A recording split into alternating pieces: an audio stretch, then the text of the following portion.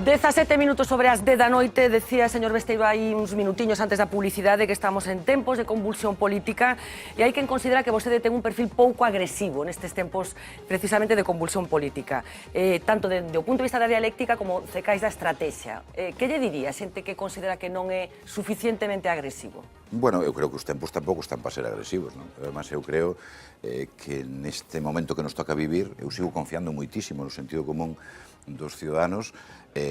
Creo que a maioría non se vai a tomar as súas decisións a hora de votar pensando ben no medo, nin tan siquiera tampouco no enfado, sino na confianza. E a confianza non se genera gritando ou desentendéndose dunha realidade, sino, lógicamente, planteando unha alternativa que lle resulte creíble e, sobre todo, que genere confianza nun ciudadano. Por tanto, eu creo que a confianza ten pouco que ver con levantar a voz. Pero está seguro de que esa estrategia máis pausada nestes momentos nos que hai ese que se chama políticos pop-star que buscan moitos titulares para que aparezan nos medios de comunicación non é eficaz? A veces os titulares de hoxe supoñen a penitencia de pasado mañá, non? E, por tanto, eu creo que, como decía antes, nun contexto extraordinariamente crítico, non? Estamos nun cambio social, nun cambio de modos de vida incluso. Nese sentido, eu creo que a confianza e a tranquilidade nun proxecto que no caso do Partido Socialista está sufrindo unha renovación, eu creo que é a mellor carta de presentación. Non creo que o histerismo, levantar a voz, conducirse para motivar na ciudadanía unha resposta baseada fundamentalmente no enfado ou noutros a través do medo, non creo que sexa a resposta. Por tanto, nese sentido, confío máis nas conviccións, na solidez dun proxecto que nese tipo de política que a mellor pode estar de moda, non digo que non, en todo caso non é a que comparto eu, nin creo que comparten a maioría dos socialistas e os que están pensando no Partido Socialista como unha alternativa de goberno. Relacionaba antes o afundimento evidente do PASOK en Grecia con ese pacto ca dereita grega. Hai quen asegura que o Partido Socialista ten os problemas que ten nestes momentos, digo, o Partido Socialista Obreiro Español, precisamente polo mesmo. Fixo políticas de dereitas o Partido Socialista? Bueno, non tanto se o fixo ou non, sino que houve unha parte do electorado que entendeu que efectivamente estábamos facendo política. Pero vostede que cree? Que se tomaron decisións de dereitas? Para mí sería fácil ahora enxuiciar, o teño dito ademais, enxuiciar determinados giros que se produciron neste país gobernando os socialistas no ano 2010. Pasado o tempo, con ese análisis máis obxectivo, me parecería que naquele momento o lóxico sería convocar unhas eleccións, non? Pero, bueno, había que estar ali no 2010, ver e tomar unha decisión, e isto creo que, además, en todo caso, o presidente do goberno, o presidente Zapatero, o fixo pensando no ben deste país. Pero o certo é que hubo parte da sociedade que interpretou que ese giro que se producía na política do goberno ante unhas circunstancias absolutamente extraordinarias, pois nos fixeron máis parecidos ao Partido Popular. E eu antes yo decía, non? Tamén sirve isto para que nesa hora veñen hacia a socialdemocracia que a xente vai a votar o original frente á copia. Por tanto, estou confiado que sea así. Por tanto, creo que esas formas de facer a política se penalizan por parte do electorado. Ten dito estes días que o PSDG é un partido capaz de transformar este país. Estou falando de Galicia, de ser unha alternativa creíble frente ás políticas que fan danos cidadáns. Dígame 3 propostas económicas para transformar Galicia. Bueno, primeiro, na cuestión, no contexto que nos atopamos, non? Donde o reflexionaba outro día, decía, fai 30 anos este país se construiu e avanzou sobre a senda do progreso, creo que é evidente, non? Baixo unha máxima que era que facenda somos todos, non? Eso decía, era algo máis que falar de tributos e de impostos, non? Sino que todos compartíamos un proxecto común donde nos sentíamos representados. Hoxe a ciudadanía non ten esa percepción, non cree que facendas sexamos todos. E máis, cree que hai unha parte da sociedade que máis sufriu, ademais, o proceso da crise, que é a única que paga os servicios públicos. Por tanto, unha reforma fiscal axeitada creo que é unha das decisións máis importantes. Para Galicia? Bueno, para Galicia e para o conxunto do Estado. No, pero eu falo concretamente de Galicia. No marxe, supoño que vostede comparecerá ás eleccións galegas, supoño, para Galicia. Que cousas, que feitos diferenciais na política galega vería que aplicar para modificar? Lle poño outro claro, unha aposta clara. Eu creo que Galicia ten moito camiño que recorrer e que pode recoller ese camiño en clave de reindustrialización. Eu creo que é unha aposta decidida que ten que tomar este país e que nos tempos pasados non se tomaron. Pero como se fai? Como se reindustrializa un país? Porque supoño que calquera que este gobernando quere eso. Como se fai? Bueno, primeiro apostar porque realmente, si consideramos que o noso objetivo é reindustrializar este país, que ao mellor pode ser outro, non? Ao mellor pode ser fortalecer as vías comerciales frente ás industriales, non? Eu creo que unha aposta deste país ten que ser, sin lugar a dudas, reindustrializarlo. E iso como se fai? Pois eu creo que é unha política que se cala non solamente desde Galicia, pero tamén se estende desde Galicia. Por exemplo, Galicia é un territorio enerxético. Non? Creo que todos coincidimos en que Galicia é un país que produce máis enerxía que consume e que, por tanto, nese sentido, o valor estratégico da enerxía é un valor que debe ser considerado por tal. Sin embargo, non somos capaces de trasladar ao resto do Estado esa potencia enerxética que ten. É unha das claves que ten a reindustrialización é o coste da enerxía. Pense vostede que os costes laborais dos traballadores nestes últimos anos, o coste sobre o factor traballo, pois se reduxo en torno a un 43%. E os costes da enerxía subiron un 33%. É unha cuestión que creo que os ciudadanos deste país tampouco entenden, non?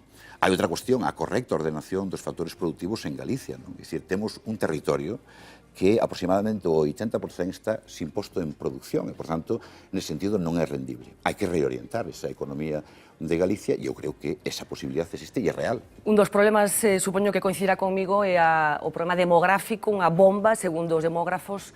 Que faría vostede se fora presidente da Xunta para que naceran galegos? Bueno, sin lugar a dudas, a toma de conciencia de que eso é un problema, non? Eu creo que todavía hai moita xente que non cree que ese sea un problema. Eu decía fai 5 anos que a realidade da provincia de Lugo, pero que é unha situación que se está estendendo a toda Galicia, é unha situación de suicidio demográfico. Por tanto, a acción dun goberno en materia demográfica ten que ser absolutamente transversal. Ten que ir dirixida, desde todo o punto de vista, non solamente a asentar a población, sino a variar o retorno demográfico. E iso como se fai? Concienciando a toda a sociedade como acción de goberno de que estamos ante un problema de Estado de Galicia. Por certo, esa evolución nos vai a situar nos próximos 10 anos con casi 150.000 personas menos. Claro, pero vostede foi, aínda é presidenta da Deputación de Lugo nos últimos anos. Que ten feito na Deputación para mudar esta tendencia que no caso da provincia de Lugo e da de Ourense é especialmente acusada? Fíjese, non solamente en Lugo e Ourense, decía antes, está evolucionando tamén hacia as provincias de Coruña e Pontevedra. Pontevedra ven de perder casi 5.000 habitantes no último censo. Pero que se fixo dentro da Deputación? Que se está facendo dentro da Deputación de Ourense? Eu explico varias medidas, porque sabe vostede, como moi ben decía, que Lugo e Ourense son unhas provincias esencialmente rurais. Lóxicamente, a levanza de servicios públicos a zonas onde se estaba deteriorando e perdendo é unha cuestión fundamental.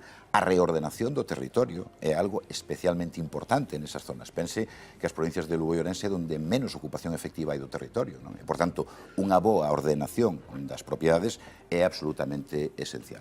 Pero lle vou dicir máis para que vexa que non fa un análisis demagóxico. A política demográfica é unha política de amplios ciclos, non? É dicir, as decisións non se producen de forma inmediata, pero se este país non entende que o problema demográfico é un dos principales problemas que ten xunto co desemprego, pois realmente non estaremos entendendo nada. E, por tanto, ese debate ten que ser permanente para que cada unha das accións políticas de todo o goberno, non solamente dunhas áreas determinadas, sino de todas, que a loita contra o efecto demográfico, o efecto negativo demográfico en Galicia, é algo que nos fai desaparecer como pobo, e iso non é un tema menor. Bueno, vayamos un pouco a Madrid, hai poucos días, cese fulminante de Tomás Gómez. Vostede tardou uns días en posicionarse públicamente en relación ca decisión que tomara Pedro Sánchez. Sabe vostede algo máis de que aconteceu para que Pedro Sánchez decidira tomar esta decisión? Vostede que últimamente está moi próximo a Pedro Sánchez. Non, estou, como debe ser ademais, nun membro dunha executiva, como son eu, membro da Executiva Federal, lóxicamente estou próximo ao secretario xeral que dirixe esa executiva. Primeiro, non é certo esa falta de posicionamento. Quen tomou esa decisión foi unha executiva, e, por certo, eu formo parte desa executiva. Por tanto, o que non ten sentido é sair a decir que se está de acordo cun pronunciamento dun órgano. No, pero tardaron, foron varios líderes. Susana Díaz tamén tardou hasta que as cousas amainaron. Radicalmente incerto. Por tanto, se son membro dunha executiva e tomo unha decisión, o lógico sería decilo se non comparto esa decisión, pero a comparto plenamente. A compartía fai 15 días cando se tomou decisión e creo que os tempos dicen que esa decisión foi unha decisión absolutamente correcta. Por que tiña que facer isto Pedro Sánchez? Bueno, esa situación excepcional, e eu decía, creo que 2 días despois, cando me preguntaban por esa cuestión, respondía a unhas circunstancias de excepcionalidade. E esa excepcionalidade se baseaba fundamentalmente na crisis, ou por así dicilo, na escaso nivel de expectativas que o Partido Socialista ten que dar en todo o territorio, pero especialmente tamén en Madrid. Por tanto, de expectativas electorais estamos falando. E isto vai ser un argumento fixo a partir de agora, quero decir, se a vostede, cando se acheguen as eleccións galegas, as enquisas indican que as cousas non van ben, vai ser cesado de xeito fulminante tamén? Vou dicir unha cuestión, un partido como é o Partido Socialista, ante determinadas situacións excepcionais, ten que tomar decisións excepcionais. E, por tanto, cando as teña que tomar, eu lle recomendarei sempre ao secretario xeral que tome esas decisións. Fala de situación excepcional. Andalucía non está nunha situación excepcional tamén, porque é unha das cousas que se ten comentado estes días. Se fala de situación excepcional, estamos falando dunha comunidade autónoma na que está facendo unha investigación judicial que prácticamente fala de corrupción institucional. Está por ver quen estaba movendo os fíos, pero estaremos de acordo en que a situación é excepcional ou non en Andalucía. Non é excepcional? Non creo que sea excepcional. Eu, lóxicamente, sabe ademais que nunca especulo que as actuacións xudiciais, pero absolutamente non hai ninguna comparación.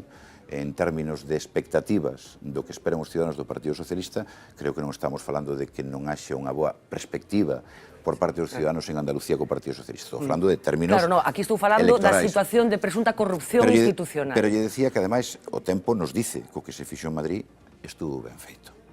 Claramente. É verdad que os primeiros días podría haber unha discusión sobre as formas, os podo entender, esas discusións, pero o que non discutía ninguén no fondo era sobre precisamente eso, sobre o fondo da decisión. E ese fondo de decisión lévase, ademais, á práctica con un refrendo en casi todas as 137 agrupacións de Madrid, da Comunidade de Madrid. En 134, o novo candidato, Ángel Gabilondo, foi refrendado, salvo 6 que apostaron por Pedro Cerolo, non? Creo que se resolveu ben esa cuestión e creo que as expectativas do Partido Socialista melloraron. Pero, insisto, a situación de Andalucía non cree que sexa excepcional o que está acontecendo cos seres. Como saben, non especulo judicialmente sobre esa cuestión. Estábamos falando de expectativas que teñen os ciudadanos sobre o Partido Socialista e eu lle digo, e creo que non me equivocarei moito, pero podo me equivocar, que as expectativas que se verán reflectidas nesas eleccións dentro de casi un pouco máis dun mes dirán que o Partido Socialista vai a seguir dirixindo os destinos desa comunidade autónoma. Está sendo todo o mundo leal con Pedro Sánchez? Dentro do PSOE, quero decir? Eu creo que sí. Eu creo que sí, todo o mundo debe entender... Diríame, si non fora así, diríamos? Totalmente. Non teño ningún inconveniente en trasladar esa percepción, pero teño unha percepción que creo que se traslada máis por parte dos propios militantes, non? Pedro Sánchez foi elexido fai 7 meses secretario xeral, foi elexido por unha maioría moi importante e, por tanto, creo que todos os socialistas, a maior parte dos socialistas, están na línea de que o secretario xeral faga un bon traballo e constituya o que ten, por exemplo, mañá, nese debate do Estado da Nación, esa alternativa clara que creo que é o Partido Socialista.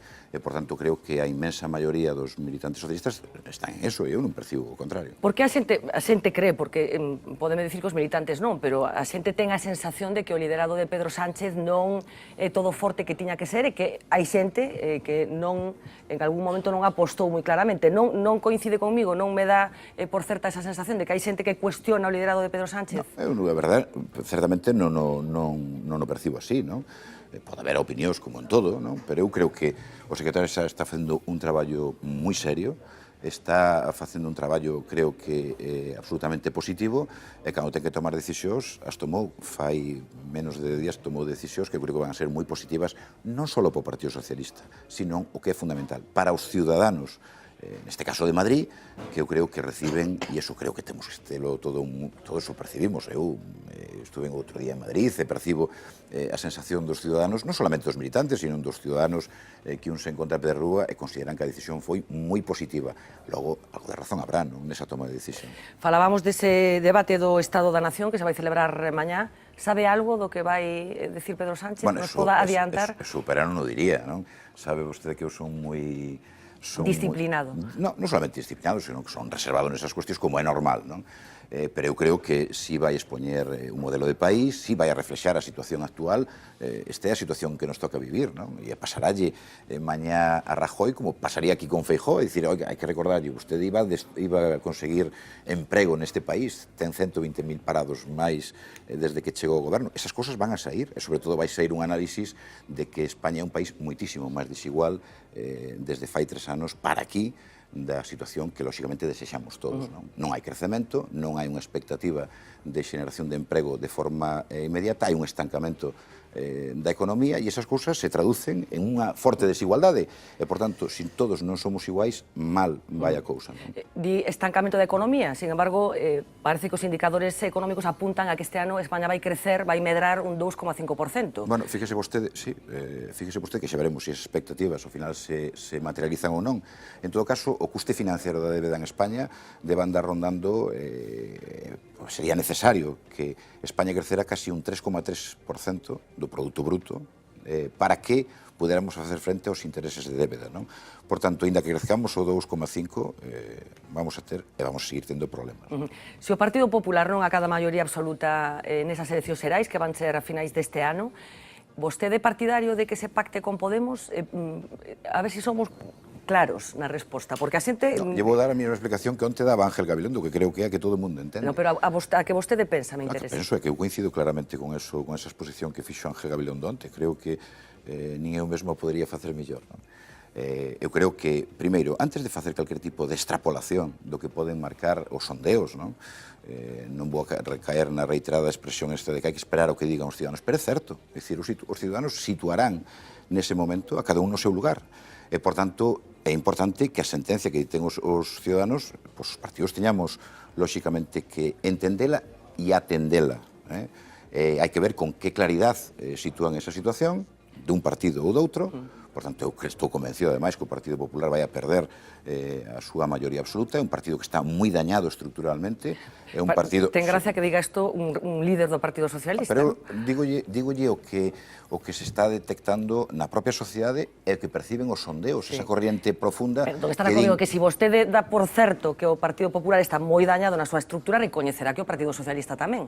Non, eu estou situando ahora nun horizonte onde, se vostede utiliza os dous parámetros de intención de voto directo máis a simpatía, situou o Partido Socialista en disposición de competir co Partido Popular. O sea, non ten ningún problema o Partido Socialista, de estructura, nin de mensaxe, nin de organización. Non se trata de problema, eu que percibo é que de todos os sondeos onde se sitúa nun momento de segunda forza política, de terceira, o que detecto en casi todas as enquisas é que o Partido Socialista está en disposición de poder, outra cosa que o consiga, pero está en disposición de poder ser a forza máis votada. Por tanto, estamos falando de que a ver, ao final, que é o que decide o propio cidadán. E o cidadán pode decidir de diferentes maneiras. As enquisas, efectivamente, hai varias, hai algunhas que non apuntan precisamente a eso, senón que sitúan o Partido Socialista en terceira forza. En general, todos entre voto directo máis simpatía, eu creo que sitúan o Partido Socialista na situación de que hai partido.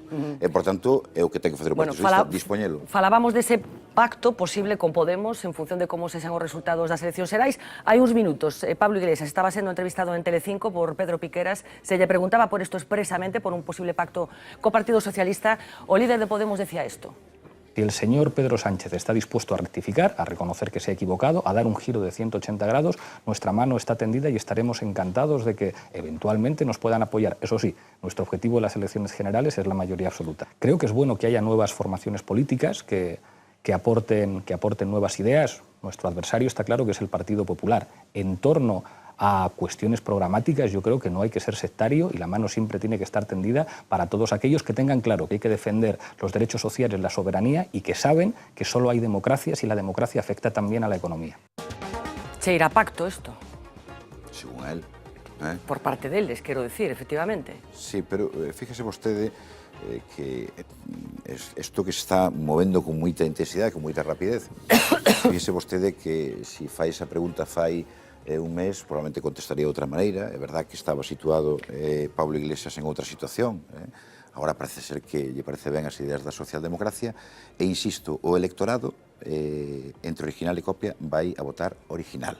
E eu creo que, ao final, esa situación se pode producir ou non. Pero cal é original neste caso? Porque xa non sei cales son os originais e cales son as copias. Creo que na socialdemocracia non admite ninguna dúbida, non?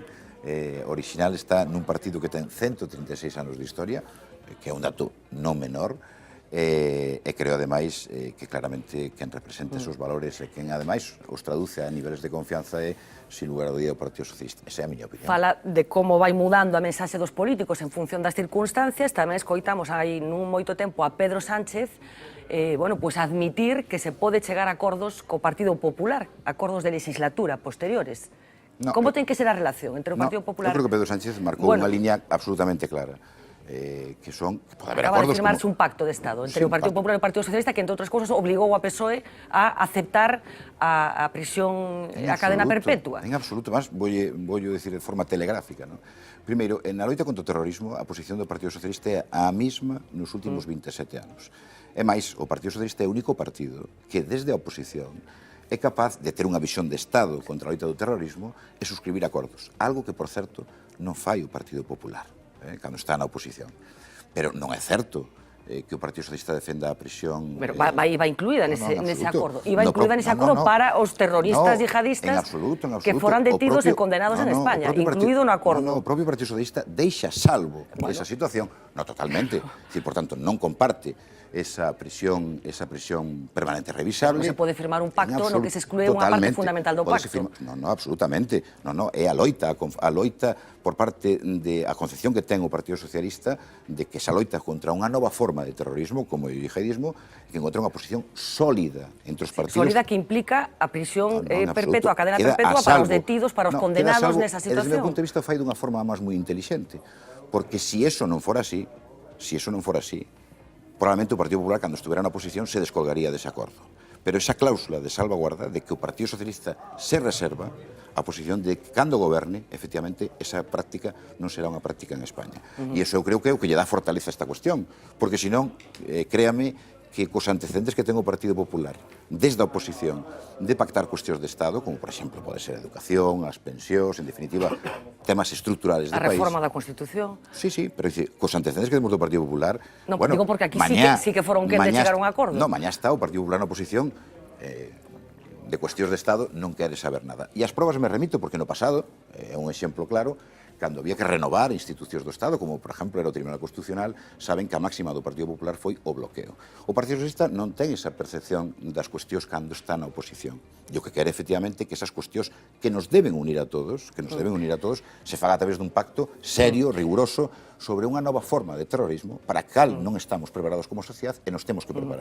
Desde Galicia, como responsable dos socialistas galegos, e chegado o momento, Pedro Sánchez propón un pacto de legislatura co Partido Popular, dende Galicia oporánse? Creo que yo deixou perfectamente claro. Non, pero estou preguntando a vostede. Poden suceder moitas cousas daqui a decembro. Se iso acontecerá, vostede vaise opoñer a ese pacto, a esa decisión de Pedro Sánchez? Pero é que iso non é posible, lle vou dicir por qué, porque o propio Pedro Sánchez marcou de que efectivamente a coalición que é o que vostede está trasladando, unha coalición de goberno do Partido Socialista e do Partido Popular é... Un apoio de investidura, por exemplo. Non, pero é materialmente imposible. Apoio de investidura tampouco. Un acordo de coalición sobre unha cuestión programática, que é o que debe vertebrarse un acordo de goberno, lle chamemos como lle chamemos, creo que é materialmente imposible. Apoio de investidura tampouco, existe unha pregunta. Estamos nos situando nun acordo de goberno que va a investir a un goberno para facer algo, non? Por tanto, ese programa de goberno, a día de hoxe, é absolutamente imposible pensar neso, non? Mal que lle pesa algún. Ideolóxicamente, a quen está máis próximo nestes momentos o Partido Socialista? De toda a oferta de partidos que hai nestes momentos a disposición dos cidadáns? Non é unha cuestión de proximidade, e además, pense que eu teño trasladado en algún outro momento de que o Partido Socialista o que ten que facer é ser el mesmo. Responder esa idea...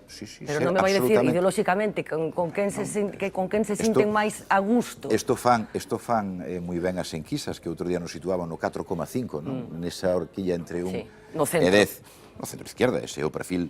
Era sobre 9, no centro. Bueno, pero situámonos nun perfil de centro esquerda, non?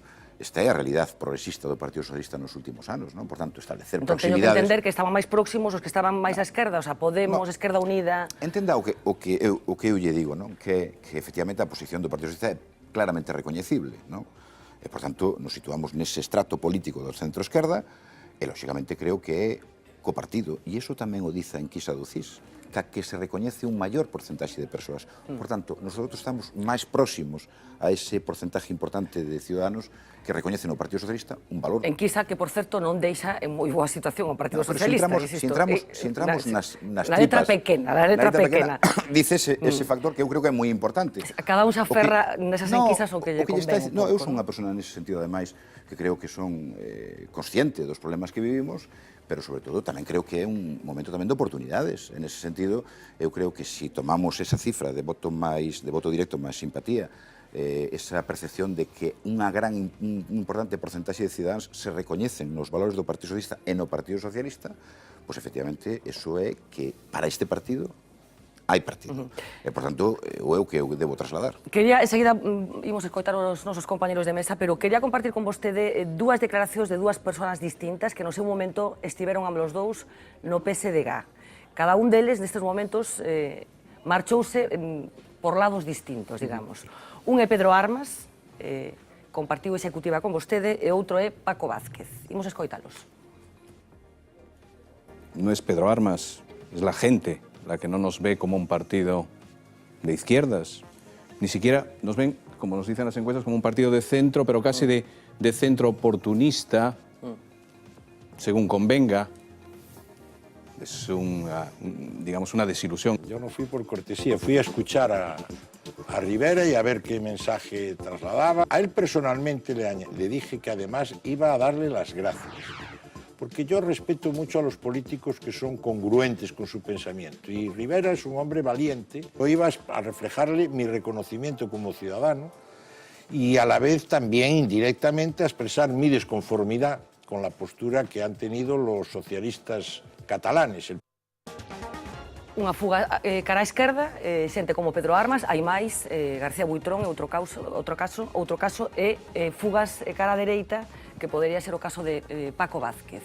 Bueno, pues serán por verse, non? Esas supuestas fugas e ese lugar de... Bueno, Paco Vázquez xa non é militante do Partido Socialista. No, pero, mire... E Pedro Armas deixou claro que quere marchar do Partido Socialista, xa marchou, de feito, non? Sí, en todo caso é respetable. A razóns pode haber outras razóns, pero como sabe, dixenlle antes que el titular de mañana es la penitencia de pasado mañá, non? Dicía yo... O sea, que ten pensado algún titular, pero que non quere dar por si acaso. No, simplemente que a tempo, sobre ese caso en concreto, e xa veremos que evolución e que coñecemento temos... Pedro Armas está dicindo que hai algunha información que non temos? No, en absoluto. Quero dicirlle simplemente que son respetuoso, como non pode ser de outra maneira, desas cuestións, pero tempo, nada máis. Non quero dicir nada máis. En relación con Paco Vázquez, sabe ademais que lle teño un afecto persoal fora de toda dúbida, non? E, por tanto, respetando moitísimo, sobre todo o seu legado, para este partido, a labor de Paco Vázquez ao fronte da cidade da Coruña e no partido, pois efectivamente representou moito, non? Pero tamén hai veces que eu non coincido con el, en moitas cousas non coincido con el, e esa apreciación, pois que fai, a respeto absolutamente, pero non significa para min, a nivel de secretario xeral e para moitos socialistas, unha guía hoxe, non? En todo caso, creo que esas decisións son profundamente responsables. Hai saídas, pero tamén hai novas incorporacións. Sí, totalmente. Hai máis militantes hoxe que hai 5 anos? A cifra, non podo facer unha extrapolación de fai 5 anos, pero hoxe temos máis militantes que fai uns meses e, por tanto, creo que a tendencia é hacia mellor, non hacia peor. Bueno, teño máis cousas que teñen que ver co PSDG, pero por empezar a escoitar os compañeiros. Roberto. Sí, eu escoitei con moita atención ao señor Besteiro, que lle facer dúas preguntas breves, e a poder ser con resposta clara. Eu comprendo, claro, que a veces as respostas... A primeira é referida á situación de Madrid, non? Vostede di que se está empezando a notar o cambio, xa hai unha enquisa onte, publicaba un diario de Madrid, unha enquisa de Metroscopia, que sitúa o Partido Socialista, unha enquisa incomprensible despois dunha enquisa que o mismo periódico publicara fai uns días, pero en fin, que sitúa o Partido Socialista de terceiro, máis cerca do cuarto que do segundo. É dicir, máis cerca de estar de cuarto tras Partido Popular, que o primeiro con gran diferencia, Podemos de segundo e o cuarto Ciudadanos.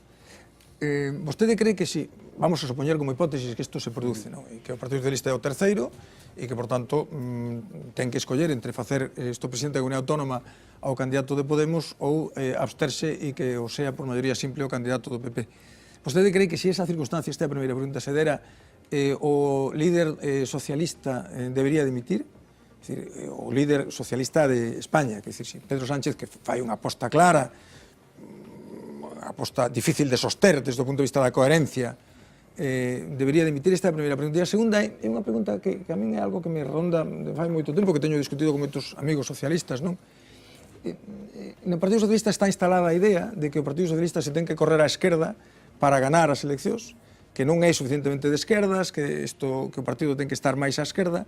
Claro, o curioso é que o Partido Socialista goberna España entre o ano 1982 e 1996, 14 anos, que son anos extraordinarios, sobre todo as dúas primeiras legislaturas de modernización económica, de modernización social, de igualdade, etc., e o fai no centro-esquerda. Non o fai na esquerda, o fai no centro-esquerda, con toda claridade, competindo claramente no centro-esquerda e sendo un partido socialdemócrata moderado, diríamos, non? Dentro do contexto dos... Como se come eso? Por que hai que correrse á esquerda e non intentar facer, o que, polo demais, recomenda facer Felipe González, que ocupar o espacio tradicional da socialdemocracia? Estas dúas preguntas, se é posible contestalas con claridade. Sí, non problema. A primeira, rotundamente non. Eu lle decía antes a pregunta de Fernanda, decía que percepción hai hoxe na rúa na Comunidade de Madrid? Eu creo que é unha percepción favorable, non? Por tanto, é unha cuestión que eu creo que a decisión é unha decisión acertada, creo que é un candidato máis competitivo que Tomás Gómez, esta é a miña opinión, e creo que iso ao final vai a producir un maior grado de adhesión a... Pero se non fora así, poñámonos na hipótesis de que non fora así, de que o realmente... Partido Socialista fora terceiro ou incluso cuarto. No, eu realmente creo que non se vai a producir esa hipótese, non? Creo realmente que esa enquisa é absolutamente reciente, pero que marque unha tendencia que eu creo que é a que eu quero trasladar hoxe aquí. Eu creo que o resultado vai a ser moito mellor con Ángel Gabilondo e creo que nese sentido non se vai a producir ese efeito. Pero é máis, eu creo que hoxe a inmensa maioría dos socialistas de Madrid defenden ese cambio, porque senón teríamos visto unha resposta moito máis contundente daqueles que se opoñen a ese cambio, e a verdade que foi puramente simbólica, na percepción dos feitos desta última semana. En segundo lugar, creo que é esencial ocupar a centralidade, e a centralidade se traslada entre dous conceptos que eu percibo na sociedade. Por un lado, un inmobilismo de España como país, e por outro lado, aqueles que son liquidacionistas, por así decirlo, do propio Estado. Eu creo que hai que ocupar esa centralidade, e ese espacio está reservado para o Partido Socialista. É necesario que nosotros ocupemos ese espacio para, efectivamente, entre outras cuestións, ocupar ese sentido de Estado que o Partido Socialista ten e que ten no seu ADN, e, por tanto, nesse sentido, creo que non o debemos obviar, máis alá de calquer cuestión puntual que poda parecer o contrario. Pero creo que eso está na estrutura do Partido Socialista e nós debemos ser nós mesmos. Non temos que innovar nese sentido por unha visión hacia outros partidos, porque creo que a verdade, como por así decirlo, está en nós mesmos. Xosé Luis Barreiro. A ver, eu voulle facer primeiro un reproche brevísimo, despois unha nota de situación e despois dúas preguntas que son breves tamén. O reproche é que está utilizando a investidura de Gabilondo como candidato como se fora resultado dunha votación. Non é, porque aí ustedes foron os inventores das primarias, ustedes foron os que dixeron que aí estaba a gran renovación do PSOE, e foron os que dixeron que non iba a haber primarias. Hombre, ahora non nos poñan outra vez dicindo xa houve un referendo. Non hai nada, iso é unha atrapalladiña, como outra calquera, por non decir poñémolo a dedo, non?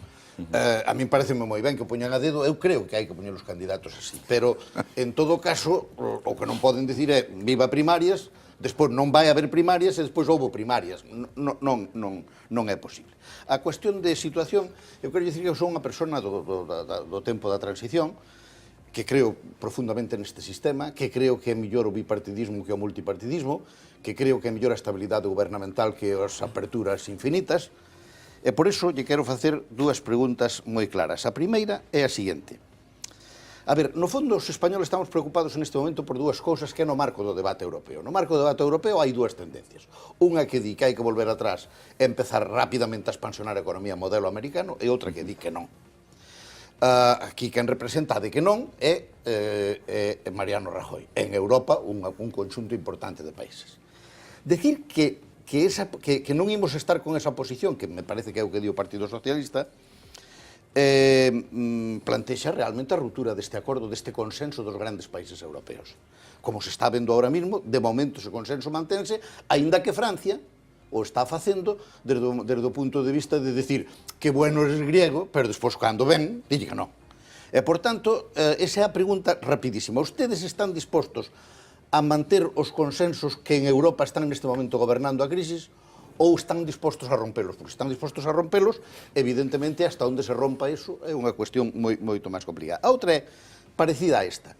A min dame a entender que non só usted hoxe, senón os socialistas en plan general, creen que Rodríguez Zapatero se equivocou aquel día de 2010, que eu creo que é precisamente o día que acertou.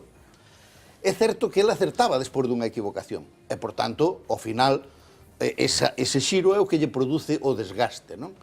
Pero é que a min extrañame que ustedes estén máis preocupados por como facemos as cousas internamente no partido, etc., que por responder a esa pregunta. Equivocouse de verdade Zapatero o día que frenou en seco un modelo político e implantou outro que, por certo, é o que está vixente, porque estamos, o modelo no que estamos neste momento vixente, o que se está imponendo a Grecia é o que impuxo en España Zapatero, verdad? E parece que ustedes din que ese é o día que se equivocou Zapatero, e eu aí sí que estaría enormemente preocupado. E como creo que a confianza se gana da claridade, pregunto estas dúas cosas, que no fondo son unha sola. Empecemos entonces polo final, é dicir, eu creo que evidentemente se equivocou nese momento, non? E por qué? Pois porque nese momento, cando un vai a facer o contrario do que dixo que iba a facer, por certo, isto pasa a Rajoy, mañá terá que dar explicacións das súas cuestións, non? Das cousas que prometeu cando chegou a ser presidente do goberno, sabendo a situación económica que existía. Por tanto, non era un recién chegado. Existía o que lle deixaran? No, que existía neste país. E ademais, esa situación da que era consciente o materializou na propia campaña electoral, que seguiu apretando o acelerador para despois facer xustamente o contrario do que lle dixo a todos os cidadáns ese 2011. Primeiro, creo que se equivocou. E se un rompe con ese programa electoral que o levou ao goberno, que debe facer é dicir, hasta que chegamos, convocamos novas eleccións e que decidan os ciudadanos. E ese novo cambio, sí, eu só con estas duas cuestións. Entonces, con ese cambio, pues efectivamente, se presenta dentro do electorado e o cidadán decidiría nese momento si ese novo cambio era o que entendía que debía facer o Partido Socialista ou outro partido, como podía ser o Partido Popular. Por tanto, creo que a ruptura se debe producir nese momento. E, en segundo lugar, o que se está cuestionando ahora é a austeridade, como tal.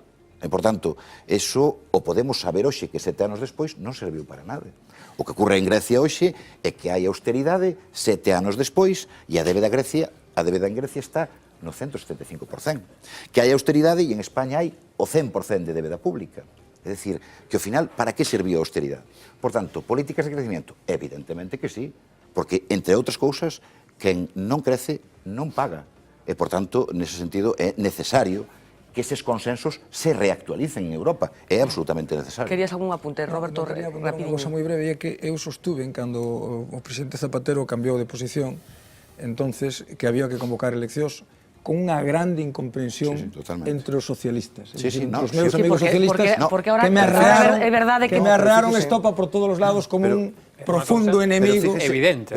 Dixen, entón, que había que convocar eleccións, que ese xiro había que facelo convocando eleccións.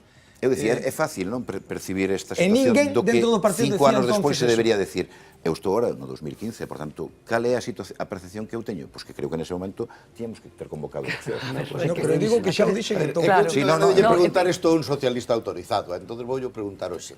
Ustedes non creen que hai unha diferencia moi grande no incumplimento dun programa electoral nos dous casos siguientes?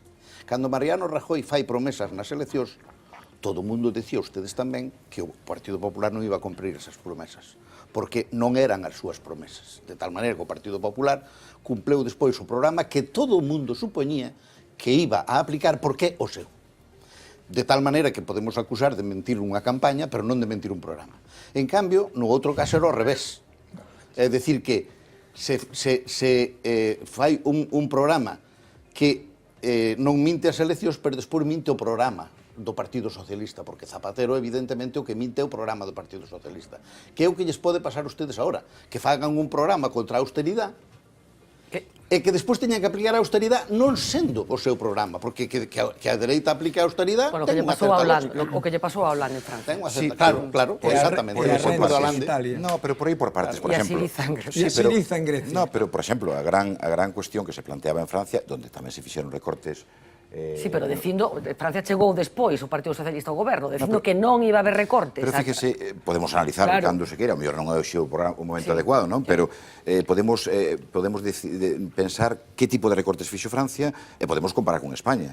Xa me gustaría a min que algúns dos recortes que estuveran en Francia se tuveran feito... Bueno, estamos vendo o que está pasando con Siriza estas horas, que xa están recibindo críticas dende a propia Siriza de xente que está dicindo que o que os levou a ganar as eleccións non se está cumplindo. Por eso lle decía antes que entre original e copia, a xente vai optar por original. E o que sí temos que ter todos claro era unha das cuestións que se planteaban agora, non? Si Siriza iba a entrar en Europa ou iba a sair de Europa. Ao final, se queda en Europa, e lóxicamente ten que entrar nese mundo que hai que cambiar. Aplicando austeridade. Aplicando austeridade. Pero fíjese que o que se está debatindo ahora en Europa, porque esta posicións claramente conservadoras, que é o que falábamos antes dese inmobilismo europeo, se sitúan nun horizonte que ten perspectiva de cambio. E de onde virá ese cambio? da forza progresista de moitos países. Italia non é a de fai 2 anos, Francia non é a de fai 2 anos, e eu creo que esa forza progresista vai a facer cambiar algunhas decisións que tomaron. Pablo, pregunta concreta, por favor, que imos fatal de tempo. Sí, a mí me preocupa moito que 6 anos despois do estoupido da crise non se practica neste país prácticamente ningún tipo de reforma. Lévase 15 anos falando de reformas estructurais neste país e non se teñen feito na práctica na crise reformas. Dende a posición privilexiada que tes por manifestar que vas deixar a administración local, unhas preguntas moi concretas e moi rápidas. Está xustificada a existencia dese cuarto nivel de administración, de poder, que son as diputacións? Eu sei que, lóxicamente, como presidente dunha diputación, defendes as diputacións. Non se podería facer máis eficientemente o que fan as diputacións polas comunidades autónomas por enriba e polos concellos por abaixo? A reforma da administración local, en particular dos concellos, en toda Europa se fixeron sucesivas oleadas en todos os países do noso entorno dos concellos, en particular para adaptalos a un nivel que son máis ou menos os 10.000 habitantes. En Galicia temos a mitad dos concellos por debaixo máis ou menos dos 5.000. Eliminaríamos unha cantidad terrible de concellos se nos adaptáramos a estándares europeos. Isto é imposible de facer, pódese facer, en resumen. Pódese reformar para mellor a administración local, hai reformas pendentes. Hai que pechar as diputacións. Bueno, vou ser absolutamente claro, que dicir, hai que facer as reformas necesarias na administración e o que hai que asignar é a cada nivel de administración competencias claras. O que non pode haber é mistura de competencias xenéricas, sino que ten que haber unha resposta clara e unha competencia clara. Por qué? Porque é a única forma de medir se os nosos gobernantes son eficaces ou non. Simplemente por esa cuestión. En ese sentido, eu creo que se hai unha legislación clara de competencias, xa non será tanto o problema das diputacións sí ou non. Por certo, esa diputación ten que responder a un interés, se ten un interés autonómico ou ten un interés municipal, que non é o mesmo. Por tanto, eu concibo unha diputación como respaldo das institucións municipais, non como respaldo ou apoio da administración autonómica. Por tanto, son intereses distintos. Tú ben sabes... A diputación sí, entón? Non, eu admito a reforma das administracións. O que non comparto é as últimas reformas que se fixeron do mundo do municipalismo e en general da administración baixo o termo de sostenibilidade e racionalización das administracións cando trouxeron todo o contrario, non? E despois, para que existan administracións que sexan competentes e podan prestar os seus servicios, ten que haber un adecuado mapa de financiamento. E iso tamén está por escribirse, non? Por tanto, admito a posibilidad de que se manteñan as diputacións, pero tamén admito a posibilidad nese sentido en relación cos concellos, que esa outras cuestións que non quería deixar pasar, que eu non creo que sexa a gran solución esa unificación masiva de fusións. Xa vimos o anuncio que fixo Feijóo fai 2 anos, que as fusións iban ser... Moitas axudas non recibiu, así en xeral, de ninguén. Pouca convicción. Incluído o Partido Socialista, quero dicir. Pouca convicción tuvo e pouco coñecemento do mundo real tamén, non? Porque pola fusión per se non se producen os efectos tan beneficiosos. Eu creo que na realidade municipal o que hai que facer é un pouco a evolución que se fixo na Unión Europea. A Unión Europea nace como un proxecto basicamente económico, por tanto, os ciudadanos teñen que percibir que da fusión dos concellos se benefician eles mesmos, teñen millores servicios, e ese é o camiño polo que hai que ir. Foi fortalecer eses servicios comuns entre moitos concellos, pero simplemente pola fusión os efectos positivos non se van a producir per se, non? Decía que eu creo que é un sistema similar ao da Unión Europea. Empeza con unha construción económica para cerrar con unha unión política. Eu creo que ese é o camiño, pero per se, simplemente decretando un determinado tipo de concellos, eu creo que eso non o ten interiorizado o cidadano, e, por tanto, rapidiño, non vai a ser Carlos. absolutamente positivo. A ver, falaba o señor Besteiro da suba dos custos de enerxía. Eu reprocharíalle que, na miña opinión, o principal responsable da suba dos custos enerxéticos é o Partido Socialista, fundamentalmente polas primas aos renovables e, en lugar secundario, desde o punto de vista cuantitativo, polas primas ao carbón asturiano e leonés, onde iba o señor Zapatero a inaugurar o curso político a Rodiezmo, e son moi contradictorias, non? Porque as primas renovables eran por motivos ecologistas e subvencionábase tamén o carbón asturiano, que é tremendamente contaminante. Unha segunda cuestión que lle quería plantexar en relación aos seres, é dicir, como é posible, con que criterio se pode explicar a inhibición ante un caso que a Suiza apunta con moitos argumentos, que están falando dun desfalco de 855 millóns de euros en Andalucía, a inhibición absoluta da dirección do Partido Socialista frente ao que sería o maior desfalco desde o punto de vista cuantitativo da historia da democracia española, e a actuación contra un líder que pintaba mal nos inquéritos, como era Tomás Gómez, pero ao fin e ao cabo estaba refrendado pola base do seu propio partido. Ese criterio, é dicir, inhibición en Andalucía, donde todo apunta a un desfalco de moitos millóns de euros e agresividade contra un líder que podemos estar de acordo que era moi mediocre, pero que estaba refrendado polas bases do partido na comunidade de Madrid. Vale, señor Besteiro. Bueno, insisto, eu me expliquei na miña primeira intervención e decía claramente as decisións para sustituir a Tomás Gómez como candidato non se toman por unha cuestión de presunción de culpabilidade en non sei que cuestión, por tanto, non ten nada que ver con unha hipotética e futura... Non, é o que está dicindo Carlos, que se aplica moita dureza cunha persoa non é dureza. Se pon, fulminar a unha persoa dende o punto de vista político, non foi fulminado Tomás Gómez. Eu creo que fun absolutamente claro, e dixen, a decisión que toma o secretario xeral e que refrenda a súa executiva é a sustitución en base a que non se cubren as expectativas dos ciudadanos. Pero Carlos, me está dicindo que trataba de decir antes tamén, que se actúa con moita dureza. O que me parecía é que establecía unha serie de paralelismos entre actuacións judiciais en Andalucía e actuacións presuntas. Claro, que se actúa con moita dureza. Por tanto, que se actúa con moita dureza cun candidato que supostamente vai mal nas enquisas electorais e non se actúa ca mesma dureza. Non ten nada que ver. Non ten nada que ver. Por tanto, creo... e como non ten nada que ver, eu creo que debo decirlo. É dicir, o que se produce en Madrid é un relevo dunha circunstancia excepcional, eu non neguei en absoluto, cese fulminante, e con unha decisión tamén excepcional, que por certo... E mirando canto outro lado ante un desfalco de millóns de euros. Non mezclemos as cuestións. Primeiro, esa cuestión que son dos cuestións moi relevantes. Se verá en sede judicial, veremos se iso que dis tú é verdade ou non, e para iso hai unha responsabilidade que asumir. Por tanto, non ten nada que ver ningún dos dous casos. Tomás Gómez se produce un cese por falta de expectativas perante a ciudadanía. Non, digo porque, como parece que se deslizaba, si había unha diferencia de criterio... Eu creo que hai unha diferencia de criterio, pero non vou entrar neso. Isto usted só explicou, ten a súa posición e xa está. Vamos a ver, o decía antes Xosé Luís, isto é a eliminación absoluta das primarias. É dicir, se pode establecer como criterio o criterio de que eliximos candidato ao que lle vai ben nas enquisas, ou se pode establecer como criterio que eliximos candidato ao que lle vai ao que elixen os militantes, ou que non se pode establecer os dous criterios ao mesmo tempo. Ese criterio, ao que lle vai mal nas enquisas, quita a executiva, acaba cas primarias, claro. No, vamos a ver, neste país, o Partido Socialista está tendo votacións masivamente. Se elixiron candidatos ás autonomías, se elixiron candidatos nas agrupacións locais para os diferentes concellos, próximamente se elixirá o candidato á presidencia do goberno en primarias abertas, por tanto estamos falando de que no 99,9 deste país se toman unhas decisións conforme a un cambio de sistema, que eu creo que é o máis axeitado aos tempos que nos tocan vivir, non? E hai excepcións. Cando se producen esas situacións excepcionais, a dirección do partido ten que reaccionar e ten que tomar unha decisión arriscada. De acordo, pero eu creo que a decisión que se tomou foi unha decisión positiva. Que está entón, fala das expectativas electorais de Susana Díaz, que parece que efectivamente apuntan a que non lle vai ir mal nesas eleccións anticipadas que vai convocar. Pero que está no haber político de Susana Díaz? De que pode presumir Susana Díaz?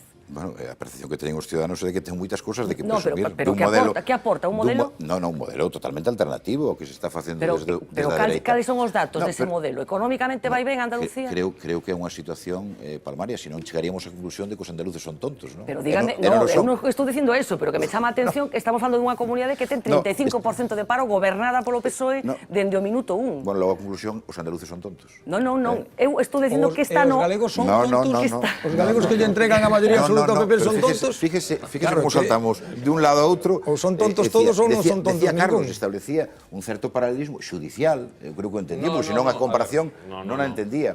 Segundo, entendo como a mesma dirección ante un caso moito máis grave como é o de Andalucía, aínda que non o de Madrid, non un caso de corrupción, aínda que tamén se argumentaba a cuestión do metro de Parla, eso non sitúa, pero non era unha cuestión. Pero xa viches, Carlos, que eu me adiantei a facer esa valoración, porque me intuía que ibas por aí. Non son os mesmos casos, ni eu creo. Non, é moito máis grave o de Andalucía e non se fai nada. Bueno, esa cuestión, Carlos, en todo caso, se decidirá porque ten que decidirse. A ver, moita Andalucía... Pero as decisións políticas, eu non estou escudándome en calquer caso, sí que me interesa, judicial. Señor Besteiro, retrucar a pregunta que facía Roberto. Decía, os andaluces son tontos, preguntábame. Os galegos son tontos por votar con maioría absoluta ao Partido Popular. Non lle demos... O argumento se pode volver en contra, claro. Eu que lle decía...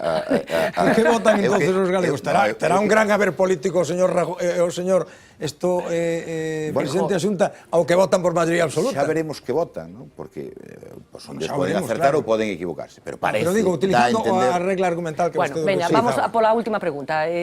Bastos. Primeiro un comentario, dicir, a austeridade en Grecia non hubo, si ten 175% de deuda, despois de quitarlle facerlle unha quita fai 2 anos do 75% do PIB, é que moita austeridade non hubo. Non pudo vela, e además porque ese país nunca estuvo en superávit desde os últimos, desde antes da cousa, non hubo austeridade. Se están en déficit, austeridade non hubo, austeridade, temos un superávit o 5% despois da forrada. Entón, non ve austeridade por ninguna parte, porque enseguida volveron a repoñer un montón da deuda, unha vez perdonado. O sea, ademais, outro aspecto, que Coño o micro que temos... algúns dos máis duros co goberno grego están sendo socialistas europeos, se non lembro, socialistas eslovacos, e os meus queridos socialistas lituanos, se non lembro mal. Non, porque é un país que hai que felicitar que entrou no euro. Pola desigualdade que ten, que é a primeira de toda Europa. Entrou no euro este ano, con unhas Preguntiña, cuentas Bastos, de verdad, saneadas imos e fatal. con crecimento Venga, europeo envidiable. unha pregunta É dicir, para pero o señor un goberno socialista. Pero é unha pregunta que se fixeron eles. Non cree que hai un duplo discurso dentro do PSOE? A que me estou a referir? Por un lado, efectivamente, eu son, como sabe vostede, ou non sabe, son un señor moi de dereitas, son moi defensor do capitalismo, e digo que os grandes recortes de España os fixo Zapatero.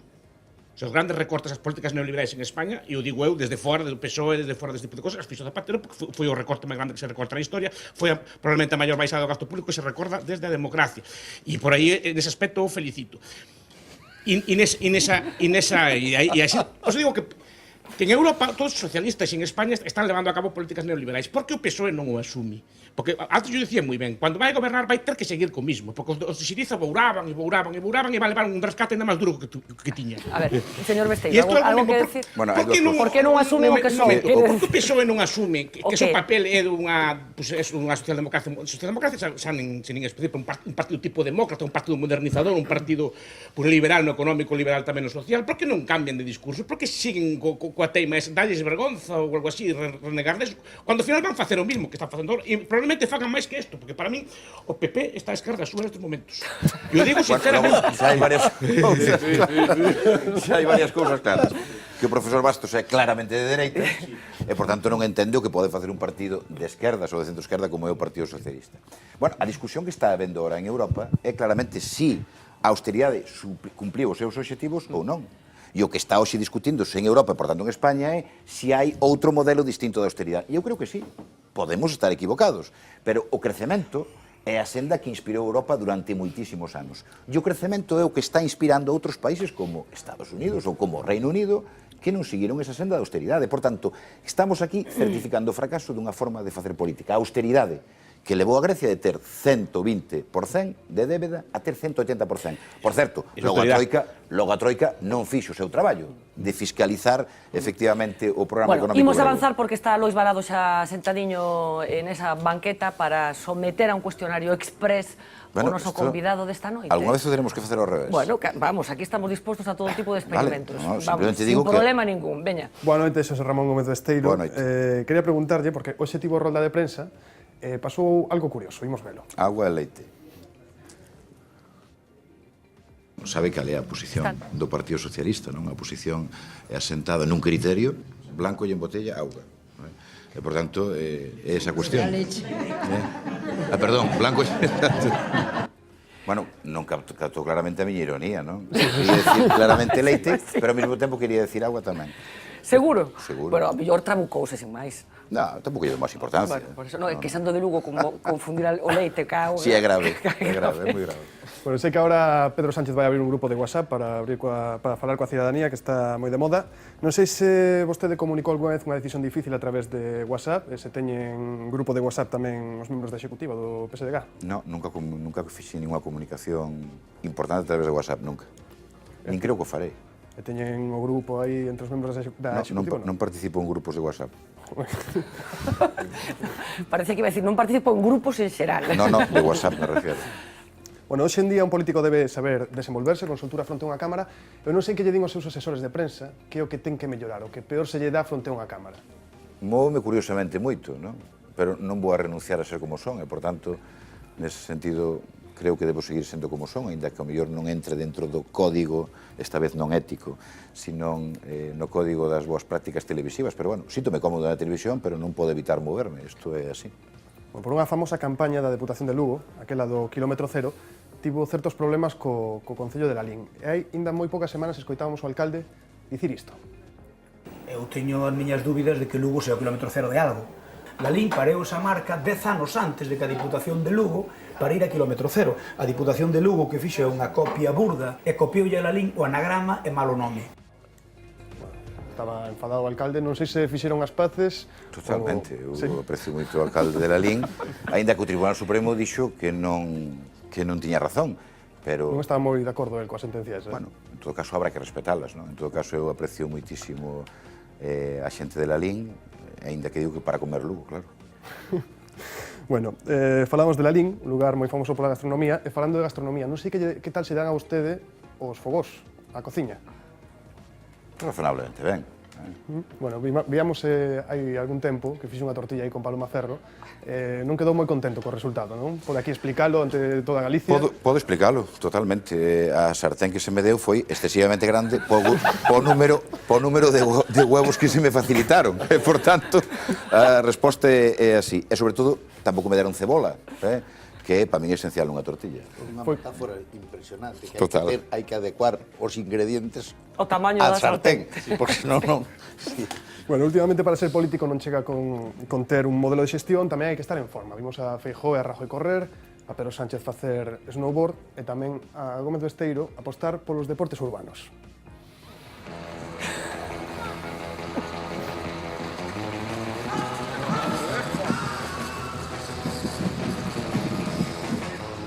Bueno, a música, pois, molanos. Non sei se isto dá votos, señor Besteiro, ou que é gusta isto de andar en monopatín polas rúas? No, o que demostra é que domino ben a centralidade. E isto no monopatín que a verdade, manter o equilibrio é moi fácil, non? Pero, bueno, eu creo que a veces convén recordar o que un facía tamén de neno, e a verdade que esa experiencia que creo que é en Viveiro, sí, creo que é en Viveiro, pois demostra que nunca é tarde para volver outra vez a facer cousas que se facían cando un era cativo, e en todo caso que nunca é tarde para iniciar un novo deporte, e ese é un deporte magnífico. Bueno, cando era cativo, señor Besteiro, non había esas monopatines. Había. Porque somos da mesma quinta e non lembro eses monopatines. Había, ou non. Así como eses, teño a sensación de que non veña. Coincido neso co profesor Bastos. Veña. Xa para rematar, unha canción para unha vitoria electoral. Pois non recordo a ningunha que poda... Alguna que lle guste, así. Gústame moitas, pero non recordo... Enrique Iglesias, por exemplo? Non, por aí non vou, sí. Vou casi máis co pai que co fillo, pero bueno, non calquera que genere ilusión e alegría, non? Creo que cada un de nós ten unha canción propia, non? Pero bueno, creo que se aceptamos ben que a sintonía electoral, esa será a que debemos cantar ese día. Bueno, Lois Balado rematou xa, pero non quería despedir a Xosé Ramón Gómez Basteiro sin preguntarlle por unha persoa que habitualmente ven por esta mesa, Carlos Príncipe, que acaba de ser expulsado por denunciar irregularidades no Partido Socialista. Se ten investigado as denuncias que ten feito Príncipe que finalmente conduciron a súa expulsión? Porque algunhas delas están sendo investigadas pola Xustiza tamén. Fernanda, nunca especulo con asociacións judiciais. Por tanto, os ámbitos judiciais son os que todo o mundo debemos respetar e efectivamente aceptar e acatar esas cuestións, non especular. Eu nunca o fixen, además. Bueno, pero vostedes votaron fora do partido un señor por decir determinadas cousas que está investigando a Xustiza. Non foi prematura a expulsión de Príncipe? Eu creo que sería convinte varias cousas. Primeiro, que son as normas disciplinarias dun partido, que, por certo, nun partido está un voluntariamente. Bueno, pero que non quere marchar, o votan vostedes. E non quere marchar do PSOE. No, pero, por tanto, se voluntariamente está nun partido, o que debe facer tamén é aceptar a realidade que hai unhas normas do partido que ten que cumplir. Pero pregunto, se as denuncias de Carlos Príncipe demóstranse nos tribunais, que van facer? Pero non ten nada que ver unha cuestión que a outra. Pero non o votaron por eso? Non, se vota porque, lóxicamente, infringe o que é o noso código... Por denunciar irregularidades? Non, é que, primeiro, o que debe facer o señor Príncipe, se conoce o señor Príncipe ou calquera outra persoa, se conoce que ten irregularidades, debe facer a toda a súa traslación á ámbito da xusticia. E aí, o que non debemos facer é especular. Hai un señor imputado a partir da denuncia presentada por él. Sí, pero bueno, estamos falando de moitísimas imputacións que se producen. Ahora, no ámbito dun partido, un debe ser respetuoso cas decisións que toma un partido. Si é que realmente quere estar neste partido, si é realmente o que se quere decir que se quere estar, pero non se quere estar, ni se fai o que debe facer un militante con sentido común. Un militante dun partido non ten que ir todos os días a ler o estatuto do Partido Socialista para saber o que debe facer, non?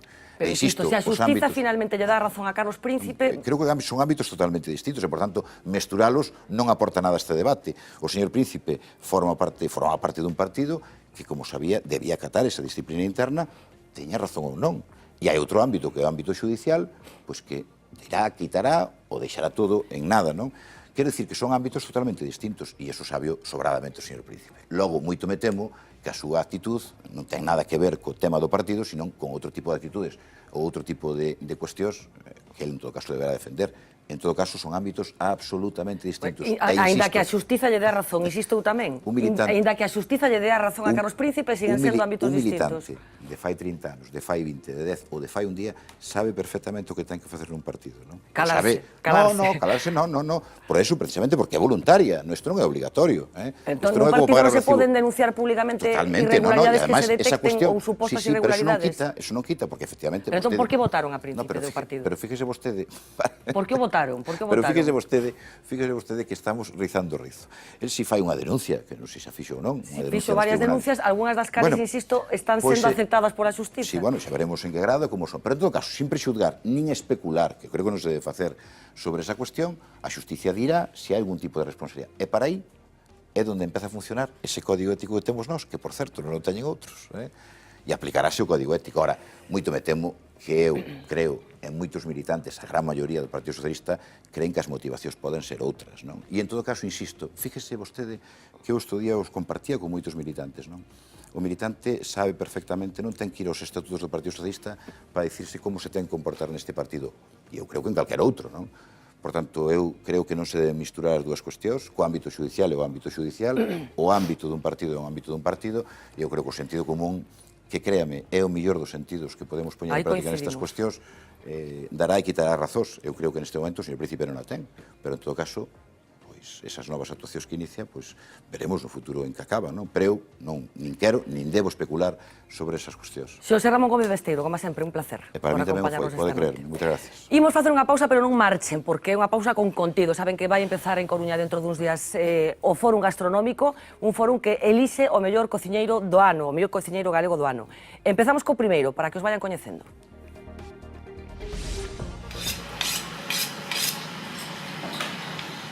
Empezou de pequeno na miña casa con miña avoa, sempre foi algo moi vocacional, gustábame moito estar entre as potas, na cociña. Apunteime con 12 anos a un curso de cociña de amar de casa, era algo raro. O que empezou sendo un gusto pasou a ser unha profesión.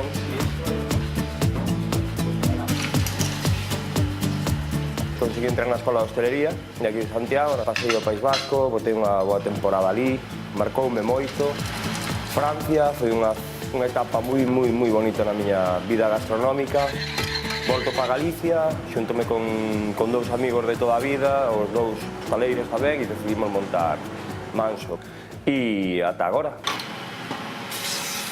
Manso basase sobre todo no produto de cercanía, cociña sinxela, con moi pouca elaboración. A ver, o que máis que unha pasta especial, o que hai é que estar disposto a non ter horario. Non sei, unha cociña na que tens que dar todo, significa dar tamén as horas do día. Sempre digo, sempre que o leves desde o cariño, eres un bo cociñeiro. Agora mesmo estamos nun momento fenomenal na cociña galega. Javi Ollero decía fai pouco que estamos na mellor terra para ser cociñeiro, non? E a xente parece que empeza a despertarlle o gustillo por unha cociña quizá un poquinho máis personal e elaborada en Galicia. O que máis disfruto da miña profesión, moitísimas cousas. O día a día de estar nunha cociña, de cociñar, de ir á praza, de escoller o peixe, os produtos, de que a xente disfrute co que estás facendo.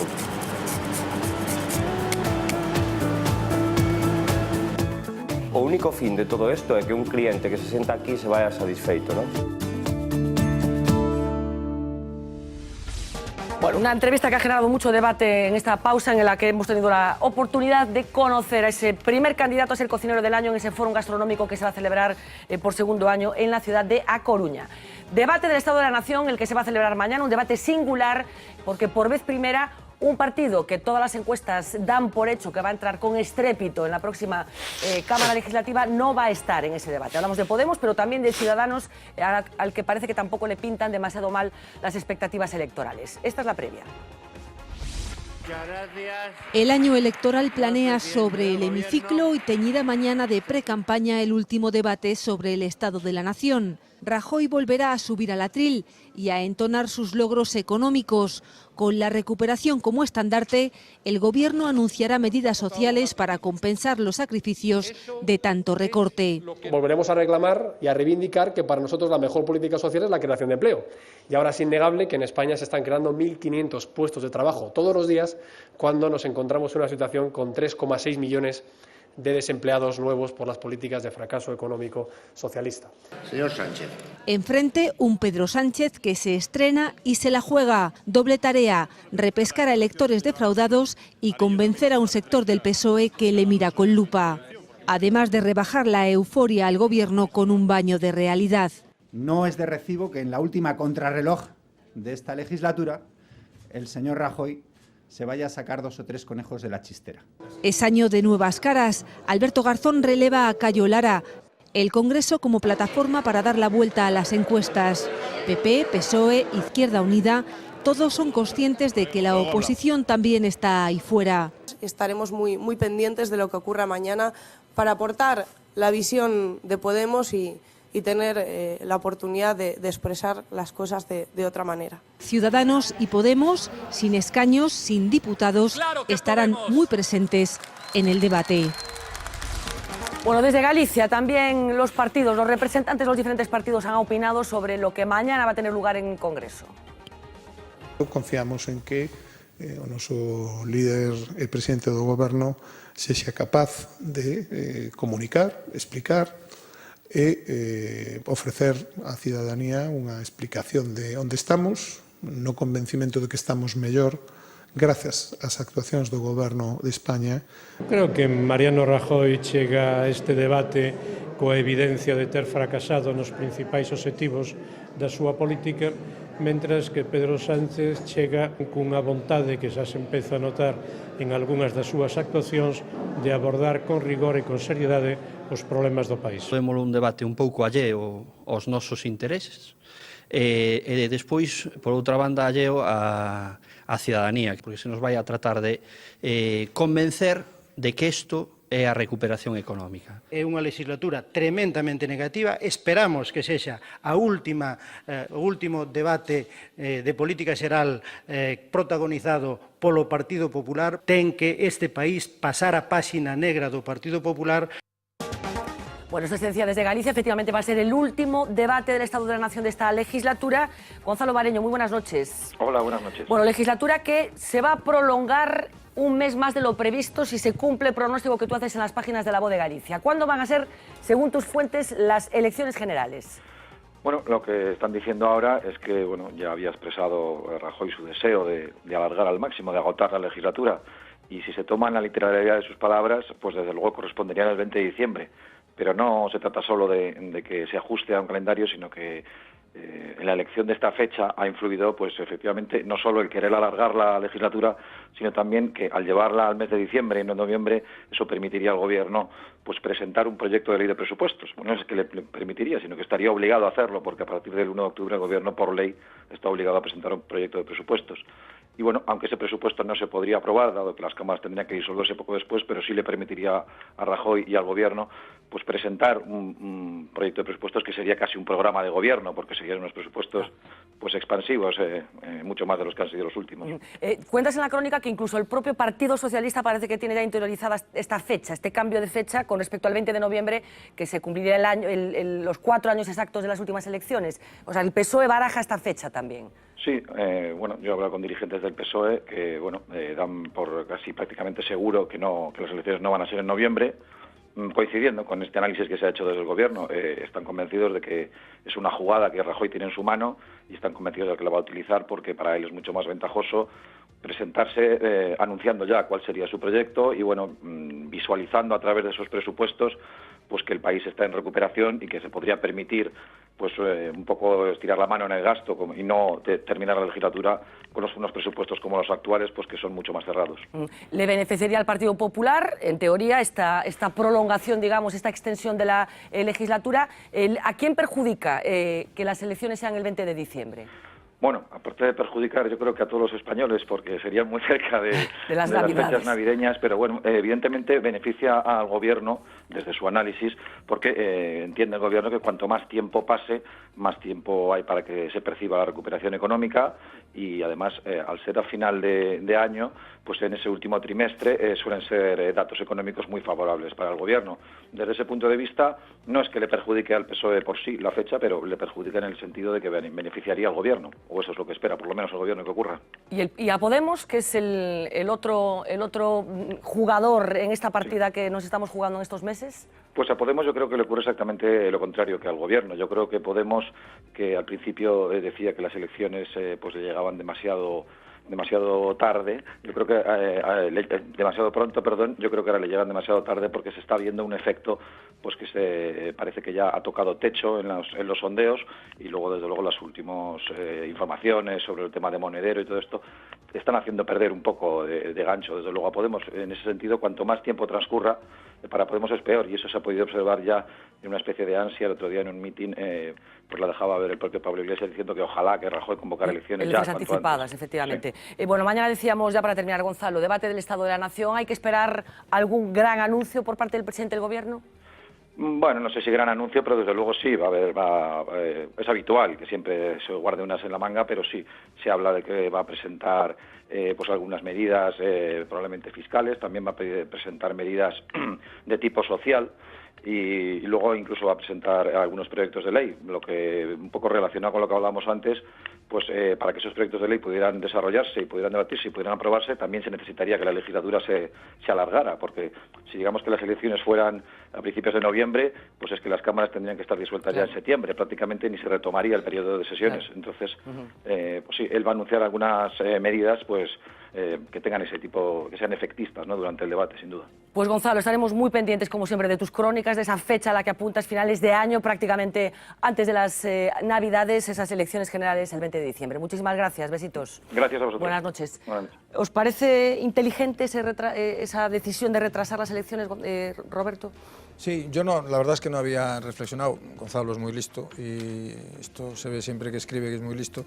Yo no había reflexionado con esa calma y con ese detenimiento, pero efectivamente la intuición que uno tiene es la de que el país de que el año económico va a ser mejor que el pasado, igual que el pasado fue mejor que el anterior, y por tanto que el Gobierno no tiene nada que ganar, sino todo lo contrario, en adelantar las elecciones, ¿no? El Gobierno tiene, diríamos, una potestad, que es la potestad de, en este caso no es, diríamos que estamos ya en un margen en el que ya no hay, aunque disolviese 3 meses antes o 3 meses después, esto ya no es disolución anticipada, es decir, que sencillamente es acomodar la fecha al momento... Se llegó a hablar incluso de enero, ¿no? Sí, se llegó a hablar incluso, porque yo creo, si no recuerdo mal, me corregiréis, yo creo que son 54 días después... Hacia adelante y hacia atrás. Esto de la disolución, ¿no?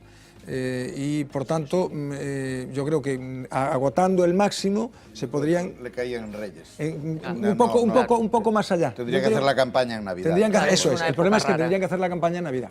Tendría que hacer la campaña en Navidad, desde luego la pre-campaña y la campaña en Navidad. Por tanto, yo la impresión que tengo es que efectivamente las va a agotar al máximo, no sé si va a ser el 20 o va a ser, pero las va a agotar al máximo porque, con toda claridad, los argumentos que maneja Gonzalo son muy razonables. Primero, el argumento de que va a poder presentar un presupuesto, diríamos, más agradable para los ciudadanos, ¿no? Y luego el dato muy importante de que en los meses de octubre y noviembre hay un crecimiento del empleo. Es decir, bueno, el mes de noviembre y el mes de diciembre, en diciembre no habría datos, pero el mes de noviembre, por tanto, bueno, pues esto, sí, todo apunta a que va a agotar la legislatura y va a hacer lo que hacen todos los presidentes, que es utilizar la facultad de disolver cuando mejor les conviene, claro. Bastos, ¿tú te parece inteligente la estrategia? Cos datos que ten hoxe, sí. Outra cosa que de aquí a lá que Claro, salga os todo datos ben. se tuerzan, claro. Lo adelanta, non Cos pasa datos, nada. todo eso Si le cambian, lo adelanta. Eu tamén faría... O que pasa que xa non vai ter moito marxe, bueno, se hai catalanas polo medio e claro. cosas polo estilo, porque a catalana non sei, corresídeme, non votan un ou 2 meses despois, non pode coincidir en 2 meses. No, son los referendos, no, Son los referendos. no, son con los referendos, no. O sea, ¿Y a Podemos, o sea, cómo, No, o sea, Podemos cómo que afecta vai- al resto del espectro político? Podemos, digamos? eu creo que irá pinchando e creo que Ciudadanos vai ir a máis. E iso é o problema do PP, porque Podemos vai raspar o último escaño en moitas circunscripcións. Porque ao mellor saca un 10-15% dos votos, nos quita electorado do PP, e non lle dá para salir Podemos, non lle dá para salir Ciudadanos, pero lle quita un escaño a outro. Ao mellor non saca ningún, pero quita 30. José Luis. A ver, varias cousas. En primeiro lugar, eu creo que Mariano xogou, o PP sempre xogou a eso cando pudo, a un sistema clásico de orden democrático, que é facer os cambios mínimos de ministros, manter os gobernos estables e agotar as legislaturas. E iso é o serio. Por tanto, a excepción sería adiantalas, non? Por certo, aquí, por exemplo, en Galicia houve varias eleccións, o 19 de 20 de noviembre, incluído o referéndum do Estatuto de diciembre, perdón, incluído o referéndum do Estatuto de Autonomía, por tanto, é unha data absolutamente normal, porque o que non sería boa sería facer a campaña durante os días de Navidade, pero eu creo que facelos o 20 ou 13 de diciembre, que é o día de Santa Lucía, eu creo que está perfectísimamente razonado. En segundo lugar, Santa porque... Lucía, que é a patrona dos cegos. Dos cegos, sí. Vaya, por Dios. Sí. Bueno, para que vexan ben. A ver, eu creo que el ten, sobre todo na súa presentación deste problema mañán, eu creo que el ten varias ventaxas, non? En primeiro lugar, dá má sensación de que as medidas que teñen que tomar hasta ahora Francia, Italia e, sobre todo, Grecia, adoptadas no marco da Unión Europea, que lle van a dar a razón permanente. E, por tanto, vai xogar a eso. A segunda cuestión é que ten o mellor mensaxe, a mensaxe máis simple. É o que máis crece neste momento. Escoitábamos a Besteiro un pouco as políticas que fai Inglaterra, pero Inglaterra crece menos que España, non? E, por tanto, é un xiro espectacular nese sentido, que evidentemente se poden dar moitas explicacións, como se poden dar moitas explicacións para a caída, pero desde o punto de vista electoral hai unha evidencia. España neste momento é o segundo ou terceiro país que máis crece, é o primeiro dos que máis crece entre os grandes. Ademais, forma parte da conexión máis clara das políticas europeas neste momento, a que ten maioría nese sentido. E, por tanto, pareceme moi ben. Tamén ten outra cousa, que é unha ideoloxía moi unificada, e, por tanto, o rebumbio que se está xenerando na izquierda e no nacionalismo é moi útil. É certo que el ten o caso de Ciudadanos, pero o caso de Ciudadanos é moi relativo, porque el con Ciudadanos ten un potencial de coalición extraordinariamente alto. É fácil, é coherente, non? Si hai quen sostén que lle beneficia ter alguén con quen poder pactar e hai quen sostén que ao revés, que pode haber moita fuga de votos do Partido Popular cara a esa opción. O partido gustaríalle que crecera pouco e que crecera o suficiente para lle dar a maioría. Bueno, eso non se pode calcular. O Partido Popular gustaríalle que crecera sobre os votos socialistas para darlle os votos, os apoios a pero eu creo que a cuestión que ten frente ao modelo do Partido Socialista, que se está descuajeringando a izquierda en un montón de partidos que non teñen potencial de coalición razonable, non é entendida a coalición, por poñer o exemplo máis claro, PSOE e Podemos, a coalición posible que ten Mariano Rajoy con Ciudadanos é absolutamente fácil e absolutamente posible. E, por tanto, eso eu creo que lle... Porque hablamos de Ciudadanos, efectivamente, el partido que está en la boca de todos últimamente, no lleva la progresión de Podemos, no aparece cuando aparece Podemos porque tiene más tiempo.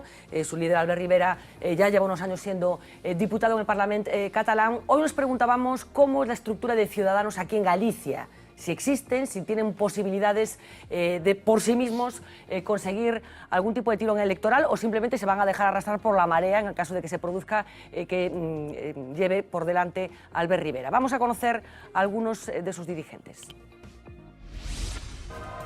A Coruña, 8 de febrero de 2014. Y es el momento de que cada uno de ustedes se mueva, nos organicemos y nos movilicemos. Os tempos son chegados.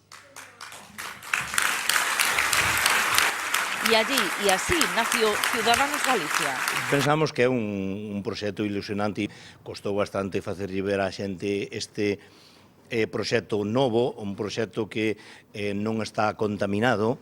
Hoy Ciudadanos ha tejido su red, una marea naranja que cuenta con 2 delegados, 11 agrupaciones locales, la última la que ayer se constituyó en Lugo, y alrededor de 360 afiliados. Tienen simpatizantes emblemáticos, políticos descontentos y ciudadanos anónimos dispuestos a moverse. Sobre todo que percibimos que é unha xente que chegou un momento que che din: mira, estou cansado de cabrearme, estou cansado de protestar, eu tamén quero facer algo. Os ciudadanos ven outra cousa, ven limpeza, ven transparencia, ven algo novo e diferente e non contaminado. E non todos temos coleta en política, somos diferentes, somos outro xeito de facer política, e de eso se trata. Dice que se nutren de las cuotas de los afiliados de 10 a 5 euros mensuales, así que la falta de infraestructura se compensa con imaginación y redes sociales. Entonces cada un no seu lugar pois foi un pouco bola de neve, non? Un comentándolle, mira que Ciudadanos non só está en Cataluña, está en España, xa está en Galicia, xa se están implantando, e foi un pouco o boca a boca, e as redes sociales foi fundamental. Os nosos puntos de encontro pois solen ser cafés Ciudadanos e ao mellor alguén que, algunha asociación que nos deixa un local para facer unha reunión nun sitio puntual, e vamos tirando como podemos. Reconocen que el camino no siempre ha sido fácil. Tamén temos pedras no camiño. Sí, Coruña, por exemplo. Hai pedras por toda Galicia, Coruña non é unha excepción. Porque han disuelto la directiva por divergencias internas, pero mantienen intactas sus expectativas de presentar candidaturas en las 11 localidades en las que están presentes. Donde haxa equipo de traballo e cidadáns que queiran dar un paso adiante e cambiar o seu concello, Ciudadanos está disposto. El comité ejecutivo se pronunciará a finales de marzo. Ellos se agarran al optimismo y a que los tiempos están cambiando. Bueno, quizá le suene la cara de José Canedo, el responsable de Ciudadanos aquí en Galicia, porque en su momento fue candidato de UPyD. A lo mejor recuerdan aquella campaña, creo recordar que fueron las últimas generales en las que él era candidato de UPyD, esa formación que estaba llamada a llegar a algún tipo de acuerdo con Ciudadanos precisamente, un pacto que no fue posible porque Rosa Díez decidió que no fuera así. Estamos hablando de Ciudadanos, ellos dicen que no son ni de derechas ni de izquierdas. Seguro que les suena, porque es algo parecido a lo que dice también Podemos. Así que queríamos hacer una comparación entre estos dos partidos emergentes. Podemos por un lado y Ciudadanos por el otro. Marina Carregato nos va a ayudar. Pues Fernanda, hablamos de los dos partidos que se supone o se dice que van a ser los responsables por la muerte del bipartidismo aquí en España. Ninguno de los dos tiene asiento en el Congreso de los Diputados. Son dos partidos jóvenes. Vamos a intentar compararlos porque sí es cierto que parten de puntos de partida muy parecidos. Aquí los vemos, Podemos y Ciudadanos. Empezamos la comparación por lo que decía Fernanda, ni de derechas ni de izquierdas. Los dos partidos consideran que no tienen ideología. Seguimos este repaso y vemos que ninguno de los dos tiene tampoco representación parlamentaria. Es la primera vez que ambos partidos se presentan a las elecciones generales y ambos quieren conseguir ese asiento en el Congreso de los Diputados. De hecho, Podemos dice que lo que quiere es la mayoría absoluta, que quiere Pablo Iglesias ser el presidente del gobierno aquí en España. Ninguno tiene representación parlamentaria, pero sí tienen algún tipo de representación. En el caso de Podemos están en el Parlamento Europeo y en el caso de Ciudadanos ellos lo que están es en el Parlamento catalán. Buscan también más o menos el mismo electorado, es decir, los desencantados. Por un lado están los desencantados de izquierda y por otro lado están los desencantados de derechas. Son los dos partidos políticos que tenemos y, como decíamos, dos líderes que son muy jóvenes. En el caso de Pablo Iglesias, 36 años, y en el caso de Albert Rivera tiene 35 años. Esos son los puntos que tienen en común. Tienen también otro, que es la estrategia. Ambos han utilizado la misma, fichar a economistas estrella. Ya os suena, en el caso de Podemos es Vicens Navarro y en el caso de Ciudadanos, Garicano fueron los responsables de elaborar ese programa electoral. El programa electoral que es básicamente el punto que tienen en desacuerdo. Por un lado, por ejemplo, el sueldo mínimo, Podemos quiere subirlo, mientras que Ciudadanos considera que subir el sueldo mínimo significa expulsar del mercado laboral a una gran parte de la población y por lo tanto dice no a subir el sueldo mínimo. Seguimos y hablamos de las cotizaciones sociales. están también en puntos totalmente diferentes. Por un lado, unos quieren aumentarlos, mientras que Ciudadanos quieren rebajar las cotizaciones sociales. Seguimos contando, por ejemplo, política de empleo público. En el caso de Podemos, quieren aumentar el número de funcionarios, pero Ciudadanos considera que esa no es la forma de crear empleo. Y hay más puntos en los que no están de acuerdo, y este es el último. Son, por ejemplo, los sindicatos. Podemos considerar que los sindicatos han sido muy ninguneados en estos últimos años y hay que fortalecer su figura, mientras que Ciudadanos lo que dicen es que, por ejemplo, en el tema de los cursos de formación, que no tienen que darse por los sindicatos, sino que lo que hay que hacer es que exista un cheque formación que se dé directamente a los desempleados o a las personas que necesiten esa formación para que usen como ellos crean que sea la mejor forma de hacerlo. Son, Fernanda, solo algunas de las características, puntos de acuerdo y desacuerdo entre estos dos partidos. Bueno, Podemos y Ciudadanos, esos partidos emergentes que están llamados a, según muchos, desbaratar el mapa electoral. Pablo. Pues sí, Ciudadanos está irrumpiendo con mucha fuerza en los últimos tiempos y viene un poco a llenar o a cubrir una necesidad política, ¿no? Que es la de la gente descontenta de la derecha, ¿no? La gente descontenta de la izquierda, lo lógico en un momento determinado es que acabe votando a Podemos o que pruebe a votar a Podemos, pero la gente descontenta de la derecha, a pesar de que algunos se decía, y cuando se estudiaban los votantes de Podemos y tal, y se hacían encuestas, que algunos provenían de la derecha, lógicamente parece que chirría mucho que un votante de derecha vote a Podemos, ¿no? Entonces, esta gente viene a llenar una necesidad que es la de todos los desencantados. Hay una legión gigantesca, y lo reflejan las encuestas, de gente desencantada con las políticas del PP, con los incumplimientos electorales y con los resultados económicos, que quiere votar a alguien con quien puedan tener una cierta afinidad ideológica, ¿no? Ellos se posicionan bien en el sentido de que son lo suficientemente ambiguos, pero al mismo tiempo ofrecen ciertas propuestas y venden cierta moderación, ¿no? Han hecho, efectivamente, como se decía, el fichaje tanto de Garicano, que es un economista muy prestigioso, como de Comte, y bueno, y en ese sentido lo están manejando muy bien a través de redes sociales. Su candidato llegó incluso a semidesnudarse en algún momento, quiero decir, están dispuestos a apostar, a poner carne en el asador, y están subiendo mucho. Hay mucha gente del PP, yo lo he escuchado en los últimos tiempos, que dice que va a votar a Ciudadanos. Pero a mí me gustaría destacar una cosa, la irrupción de de Ciudadanos, que por cierto preocupa al Partido Popular. Yo también he hablado con gente del Partido Popular. El viernes pasado, Solange de Santa María le dedicó un buen espacio de la rueda de prensa. Por eso, es que claro, con Podemos no había competencia, con el Partido Popular no había posibilidad de trasvase de votos, pero con esta gente sí, están preocupados, ¿no? Y en ese sentido juega en contra del retraso electoral. Este factor sí juega en contra del retraso electoral porque contribuye, en cuanto más tiempo, a que más se arme Ciudadanos. Sin embargo, la cuestión económica juega muy a favor, en principio, porque se dan unas circunstancias económicas. Yo he sido terriblemente pesimista, y lo sigo siendo, respecto a la situación económica de España, pero hay tres circunstancias que pueden alterar a corto y medio plazo la situación, que por cierto ninguna depende del gobierno, son todas cuestiones de coyuntura internacional. Una es el petróleo a $50. Todo eso, cuanto más tiempo se mantenga, es dinero que directamente ingresamos en nuestra economía. La expansión cuantitativa del Banco Central Europeo, eso lo que significa es la devaluación del euro, y eso nos facilita las exportaciones. Y el turismo, que se está comportando cada vez mejor. Se están revolviendo en sus sillas. Bueno, pero esto es así. Bien, yo ya sé que los liberales tienen mucha crítica hacia este tema, pero esto lo percibe el gobierno como un balón de oxígeno. Al mismo tiempo, un gobierno completamente desprestigiado. Es decir, parte de una situación tan baja y tan mala por la corrupción y por el deterioro social, que cuanto más tiempo gane, mejor. O sea, esto es indudable. En cualquier caso, la oferta electoral se ha multiplicado. Los ciudadanos van a tener en las mesas electorales muchas papeletas diferentes, y yo no sé, Roberto, si es un momento de pensar. Pensemos que el presidente de La Voz planteaba en el artículo que se escribía, que aparecía publicado en las páginas de La Voz de Galicia el domingo. Estamos comunicados por telepatía. Yo estaba pensando, vamos a ver, una reflexión previa. Ciudadanos puede quitarle votos al PP, pero yo creo que básicamente lo que va a hacer es movilizar electores del PP que están en casa, y por tanto lo que puede acabar es sumando más que restando. Ya lo veremos, ¿no? Pero tengo esa impresión. Vamos a ver, ayer el presidente de La Voz de Galicia, Santiago Rey, escribía un artículo, esto efectivamente que se titulaba Así pensemos, en el que hacía un diagnóstico de la situación, yo creo que esencialmente correcto, cuáles son los grandes desafíos que tenemos, ¿no?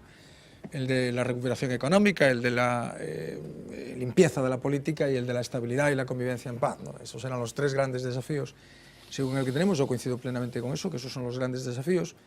Hacía diríamos, una crítica nada sectaria, porque esto tocaba a las distintas fuerzas políticas, ¿no? aunque hacía una defensa cerrada de la importancia de los partidos, de la necesidad de que haya partidos, que los partidos son esto diríamos, el elemento vertebral de la democracia, y apuntaba, y esto era a lo que me querría referir específicamente, apuntaba que era necesario que se jugase limpio con los votantes, ¿no? Relacionándolo directamente con el tema de los pactos. Acabamos de verlo ahora, que somos incapaces muchas veces. Somos incapaces de que los partidos digan con quién van a pactar. Bien, esto, cuando los partidos eran los que conocíamos, tenía una relativa importancia, porque todo el mundo se imaginaba cómo se iban a figurar los pactos. Es decir, no era necesario que el BNG y el Partido Socialista dijeran en las elecciones municipales o en las elecciones autonómicas. Se resistían como utilizaban esta fórmula típica de que yo aspiro voy a ganar. Yo aspiro a ganar, hombre. Sí. Pablo Iglesias aspira a sacar mayoría absoluta, que es como si yo aspirase a ser el novio de Julia Roberts, para entendernos. Esto es una cosa parecida a eso. Incluso tengo yo la sensación de que tengo yo alguna posibilidad más de ser el novio de Julia Roberts que él de sacar mayoría absoluta. Pero en fin, esta es otra historia. A lo que voy. No, pero esto se ha dicho con gente que estaba en posiciones... No, pero déjame... Explícate un poco más. No, claro, hombre, porque no me conozco. Gente que estaba, pero vamos, con unas expectativas de votos de 3 diputados. Claro, yo voy a ganar por mayoría absoluta. Bueno, y presentan candidato a presidente del gobierno. Bueno, pues, y hoy sigue siendo así, a mí me no hay parece muy manera. importante esa expresión que utilizaba el presidente de la voz de jugar limpio con los votantes, porque ahora no sabemos cómo se van a hacer los pactos. Ahora no sabemos, como sabíamos antes, que el BNG y el Partido Socialista, que se resistían a decirlo, pero que iban a pactar seguro si tenían la oportunidad de sacarle al Partido Popular por un escaño la mayoría. Esto ya lo sabíamos que lo iban a hacer en los ayuntamientos. No estoy negando en absoluto la legitimidad de esa operación. Es perfectamente legítima, como de lo que no cabe la menor duda. Hay otros formatos en los que la legitimidad se puede poner. Pero hay que jugar limpio con los votantes. Es decir, hay que explicarle a los votantes qué pactos se van a hacer. Porque no es legítimo, no es limpio dirigirse a los votantes diciendo es que yo aspiro a gobernar solo, cuando no hay ni una sola encuesta que te dé que vas a ser el primero. Ni una sola encuesta que te dé que vas a sacar mayoría suficiente para gobernar, porque efectivamente todo apunta a que vamos a ir a un formato de 3 partidos grandes, más quizá uno mediano, es decir, de 3 partidos, el Partido Popular, que podría ser el primero, o incluso en alguna encuesta el segundo, el Partido Socialista, que podría ser el segundo, Podemos, que podría ser el segundo o el tercero, el primero según alguna encuesta. Pero que ninguno va a tener mayoría para gobernar, y por tanto, como no sabemos lo que van a hacer, como las diferencias entre ellos son sustanciales, porque entre el programa económico del Partido Socialista y el programa económico de Podemos hay unas diferencias abismales. Es importante que se juegue limpio con los votantes, y que se les explique a los votantes cómo se van a hacer los pactos. Hay que recordar lo que acaba de pasar en Siriza, que acabó pactando con un partido de derechas y de tinte xenófobo. Yo no sé si queréis... Entre otras cosas, para sacar presidente, para elegir presidente de la República a un político que formaba parte de la política tradicional, clientelar de toda la vida. Que este ha sido uno de los precios que ha pagado. Hombre, si hay que exigir más que nunca que nos aclaren los partidos con quién van a pactar. Es que nunca van a aclararlo, porque senón é como estratégico. Bueno, pero hay que exigírselo, hay que insistir. Pero es que yo creo que es una exigencia democrática, que nos digan lo que van a hacer. Luego no lo harán, pero hay que exigirle que lo hagan. Pero una pregunta, ¿en algún país del mundo los partidos dicen con quién van a pactar? No tengas ninguna duda de que en los países del mundo donde hay gobiernos de coalición, los partidos aclaran de antemano. O está aclarado. O está aclarado. Claro. Los liberales alemanes no tenían que aclarar, porque podían gobernar con cualquiera. De hecho, gobernaron primero con Willy Brandt, con Helmut Schmidt, y rompieron el gobierno con Helmut Schmidt y gobernaron con la derecha. Nosotros no necesitamos en este momento que nadie nos diga que Ciudadanos va a pactar con el PP si es necesario, entre otras cosas porque la comparación que acabamos de ver ahora mismo lo dejaba absolutamente claro. Están trabajando una imagen distinta sobre el mismo programa y, por tanto, eso no hace falta que nos lo aclaren. Y tampoco nos hace falta que nos aclaren que el Partido Popular no va a pactar con Podemos, porque eso no va a suceder, y el Partido Popular, si dependiese para gobernar de Podemos, no iba a gobernar con él.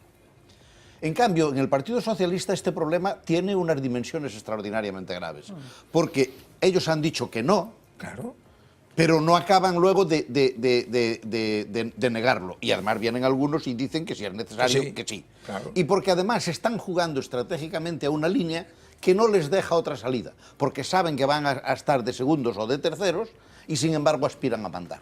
Y por tanto no tienen otra alternativa que esa y sin embargo tratan de negarla. Y ahí sí puede haber un engaño.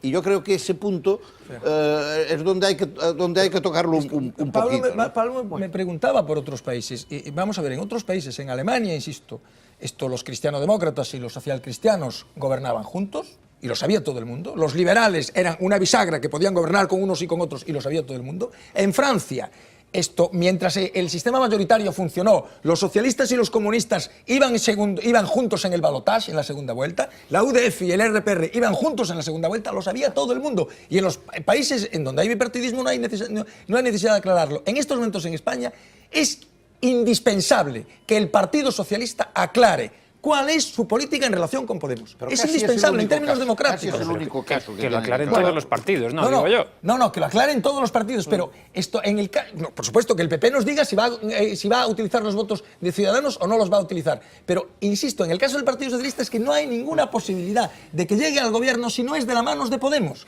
No hay ninguna posibilidad. Dejadme que avancemos un poco porque quería, aunque sea en los minutos finales del programa, abordar un asunto que hoy ha puesto sobre la mesa la segunda del Ministerio de Educación, Montserrat Gomendio, que ha dicho básicamente que tenemos un sistema universitario que no nos podemos permitir. Tener una de las tasas más bajas de matrícula de toda la Unión Europea, impuestos bajos y prácticamente ninguna selección para la entrada en la universidad. Es un sistema que no es sostenible y, por lo tanto, tendremos en algún momento que iniciar un debate sobre qué tipo de sistema queremos. Bueno, pues básicamente pretendíamos determinar si lo que dice la secretaria de Estado de Educación es cierto o no, si nuestro sistema universitario es muy diferente al de otros, si tiene problemas de sostenibilidad como consecuencia de cómo se ha organizado, y recurrimos como siempre a nuestro compañero Pablo Carballo. Buenas noches. Buenas noches, Pablo, que se lo sabe todo de cómo funciona aquí la universidad en comparación con el resto de los países de nuestro entorno. Cuéntanos. Lo hemos ido buscando, decía, lo que vamos a escuchar la secretaria de Estado de Educación, tasas demasiado bajas, demasiados alumnos estudiando, demasiados universitarios, mucho gasto público. Bueno, vamos a ir analizando un sistema en el que ahora mismo están implicados 1,5 millones de universitarios en España, los que ahora mismo están cursando en alguna de sus 82 universidades, 236 campus, ni más ni menos, que desde luego es una cifra elocuente. De hecho, solamente aquí en Galicia tenemos un total de 7 campus para 2.800.000 habitantes. Nos toca a un campus para cada 400.000. El ratio todavía es menor en España. Esos 236 de los que hablábamos para 47 millones de habitantes, es decir, un campus para cada 200.000 personas. De hecho, hablamos de 82 universidades para esa población. Si lo comparamos con otros países de Europa, fíjense, Francia tiene solamente una más para 66 millones de habitantes, Italia 61 para 60 millones y Alemania 88 para 80 millones de habitantes. Resumiendo, aquí nos toca una universidad para cada medio millón de personas, en Francia cada 800.000, Alemania cada 900 y en Italia cada millón de habitantes. Argumento de Gomendio, es fácil, relativamente sencillo acceder a los estudios universitarios. Si nos centramos solamente en el baremo académico, dice la verdad, viendo los datos de los últimos accesos, porque más del 90% de los estudiantes que realizan esa prueba de acceso a la universidad la superan en primera convocatoria en el mes de junio y de hecho más del 73% lo hacen en la segunda vuelta, en la de septiembre. Claro que es una verdad a medias, porque no todos los países cuentan con esa prueba de acceso universitario. Cada país tiene su sistema. En Francia, por ejemplo, no existe. En Dinamarca, del que vamos a hablar, porque es el que tiene mayor tasa de universitarios, hay un examen de inglés, pero no una prueba parecida a la que hay en España. Y ahí vamos a ver el gráfico precisamente de si estamos con la media o no respecto al número universitario. Si estamos en un puesto discreto, en el 12, en Dinamarca el 41% de su población entre 25 y 64 años tiene estudios universitarios, le sigue Suecia, Finlandia, Francia o Austria. En España el porcentaje de universitarios es del 19,8%, está unas décimas ligeramente por encima de la media de la Unión según los datos del Eurostat. Hablamos de presupuesto, si os parece, de dinero, más de 46.000 millones de euros es el presupuesto que tiene educación para los diferentes sistemas, algo menos del 4,5% del PIB, un porcentaje que ha ido cayendo además en los últimos años, desde esos 53.000 millones que se invertían en el año 2009. ¿Cómo se reparte ese gasto entre las diferentes enseñanzas? Bueno, pues la educación infantil primaria y especial se lleva la palma, el 34% de lo invertido, la ESO, el bachillerato y la FP se gasta un 28,5% y la universitaria, la que nos está ocupando, ocuparía la tercera plaza con un 21% de su presupuesto. Y vamos a hacer la comparación de gasto por alumno entre los principales países de Europa. ¿Se gasta mucho por alumno aquí en España? Bueno, pues estamos en la media. otra vez. Porque el país que más invierte es Dinamarca, gasta más de 16.000 euros por cada alumno universitario. Le sigue Suecia y Finlandia, por encima de los 14.000. Hay una horquilla ahí por encima de los 12.000, en los que están países como Alemania, Francia o los Países Bajos. Y ligeramente por encima de los 10.000 aparece España, unos euros solo por encima de la media, que está en los 9.947 euros de la Unión. Bueno, pues en esa intervención de Montserrat Gomendio habló de más cosas y utilizó un referente que parece que gusta mucho en estos momentos a los responsables del Ministerio de Educación y que aquí le da mucho miedito a mucha gente, que es el modelo universitario de Estados Unidos. Sí, el americano, donde prácticamente la mitad del gasto universitario corre a cargo del alumno, luego hay otra mitad que se reparte entre el Estado y financiación privada, a través de patrocinadores o de mecenas incluso, que se buscan para sacar los estudios. Bueno, también decía Garmendio, lo acabamos de escuchar, que tenemos las tasas más baratas del continente europeo, cosa que tampoco es cierta, porque según el último informe de la Comisión Europea, el del curso 2012-2013, estamos en el 9º lugar, es decir, tenemos las tasas en el puesto número 9 más altas o más caras de toda Europa. Ahí tienen el mapa del porcentaje de universitarios que pagan tasas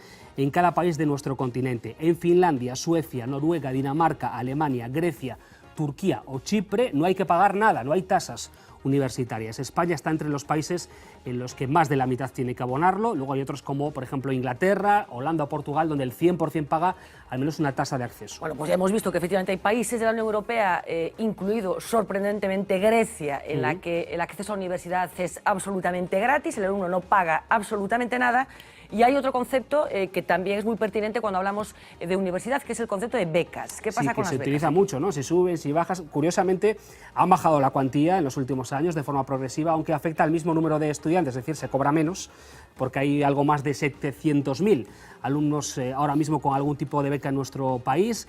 Eso sí, la educación universitaria se lleva la palma, el 42% de las becas que se reparten se las llevan universitarios. De hecho, el 65,3% de ese gasto en becas repercute en alumnos que cursan estudios superiores. Pero nos hacemos la pregunta, ¿implica esto que España beca por encima de otros países de la Unión Europea, por encima de la media?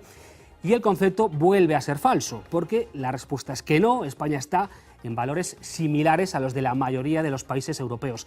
En torno al 22% de los universitarios en nuestro país tienen algún tipo de ayuda. Los países nórdicos y el Reino Unido están a la cabeza en este baremo. Allí, por ejemplo, destaca Finlandia o Dinamarca. El 100% de sus alumnos universitarios tienen algún tipo de beca. Bueno, pues algunas cosas no eran exactamente ciertas, salidas de la boca de la secretaria de Estado de Educación, que dice que tenemos un sistema universitario que no nos podemos permitir, como si fuera una cosa excepcional dentro de Europa, a la vista de los datos que nos acaba de exponer con tanta brillantez Pablo Carballo. Parece que no es exactamente así, ¿no, Roberto? No, el problema será otro, o será la vocación o la voluntad de que esto funcione de una determinada manera. Vamos a ver, nosotros tenemos un sistema universitario que tiene, desde mi punto de vista, una ventaja absolutamente fundamental. Esto es un tema que se discute, y es que accede, es verdad que tenemos menos población universitaria, pero porque llevamos un retraso histórico, ¿no? Tenemos un gran retraso histórico, es decir, no se puede comparar el porcentaje de universitarios que hay en España con el que hay en Alemania. La gente en España de 70 años en España es muy hace poca 40 y en años Alemania es la misma que ahora. Exactamente. Pero entre la gente joven, sin embargo, mucho licenciado. Sin embargo, entre la gente joven el porcentaje de licenciados es muy superior y en número de alumnos tenemos más alumnos, más media de alumnos que las universidades europeas, que los países de Europa. En todo caso, yo he defendido siempre, y esto es algo que algunos colegas, es un criterio que algunos colegas desde un punto de vista no diré más elitista, pero en fin, que no comparten, la universidad es el elemento de movilidad social más importante que ha existido en España en los últimos 40 años. El elemento de movilidad social, es decir, el elemento que permite a la gente... El ascensor social. El ascensor social, sí. Es decir, de una generación a otra, es la universidad. Es un elemento absolutamente esencial. Y por tanto cumple un papel, al margen del papel investigador, del papel docente, del papel de formación, cumple un papel social extraordinario, que debe ser preservado. En Estados Unidos hay una docena y media, o 2 docenas, o 3 docenas de magníficas universidades, hay 3 o 4, 10 incluso, que están entre las mejores del mundo. Son universidades que cuestan, se puede consultar, yo lo he hecho muchas veces, las páginas web, cuesta la matrícula, no digo de las mejores, no estoy hablando de Harvard, no estoy hablando de MIT, no estoy hablando de Cornell o de Yale, 50.000, 60.000 dólares. No estoy hablando de las carísimas. 50, 60, 70.000 dólares. Es frecuente en las películas ver a los niños que dicen que sus padres ahorran, o en las películas que la gente ahorra para la universidad, o piden créditos. Por tanto, nosotros tenemos un modelo que está a años luz de ese modelo. Es verdad que no tenemos ninguna universidad entre las 100 primeras del mundo, y ellos tienen muchas universidades entre las 100 primeras del mundo, porque tienen una capacidad investigadora. La inversión, por ejemplo, en Harvard es espectacular. Pero la universidad es un instrumento de movilidad social extraordinario, un instrumento que genera un valor añadido absolutamente extraordinario con pocos medios. Por tanto, el problema de fondo es si podemos seguir manteniendo ese modelo universitario sin aumentar la financiación pública, la financiación del Estado. Bueno, porque la universidad se financia, tú has dado datos comparativos. Bueno, yo lo digo muchas veces, estudiar en la universidad cuesta lo mismo que ir a un gimnasio. Si alguien paga 30 euros al mes por ir a un gimnasio, eso es lo que cuesta, bueno, un poco más, por 40 euros al mes por ir al gimnasio, eso es lo que cuesta la universidad. Pocos gimnasios te cobran 30 euros al mes ya. Más de eso. Pero con 40 euros al mes son 480 euros y una matrícula universitaria está en el entorno de los 500 y pico euros. Es cierto que hay que pagar otro tipo de gastos, teniendo en cuenta que los campus están muy descentralizados y hay muchos campus, como se acaba de ver, ese tipo de gastos se reducen. Pero en todo caso, hay que hablar, porque hay muchas universidades que están en una situación muy mala y hay que hablar de cómo... ¿De qué universidad queremos? Te escucho enseguida, pero va a ser después de una pausa de publicidad, la última que vamos a hacer. Escuchamos a José Luis, algún apunte que se quiera hacer en la mesa y, por supuesto, a Rita Barberá especificando exactamente en qué falló en ese discurso en su puesto valenciano.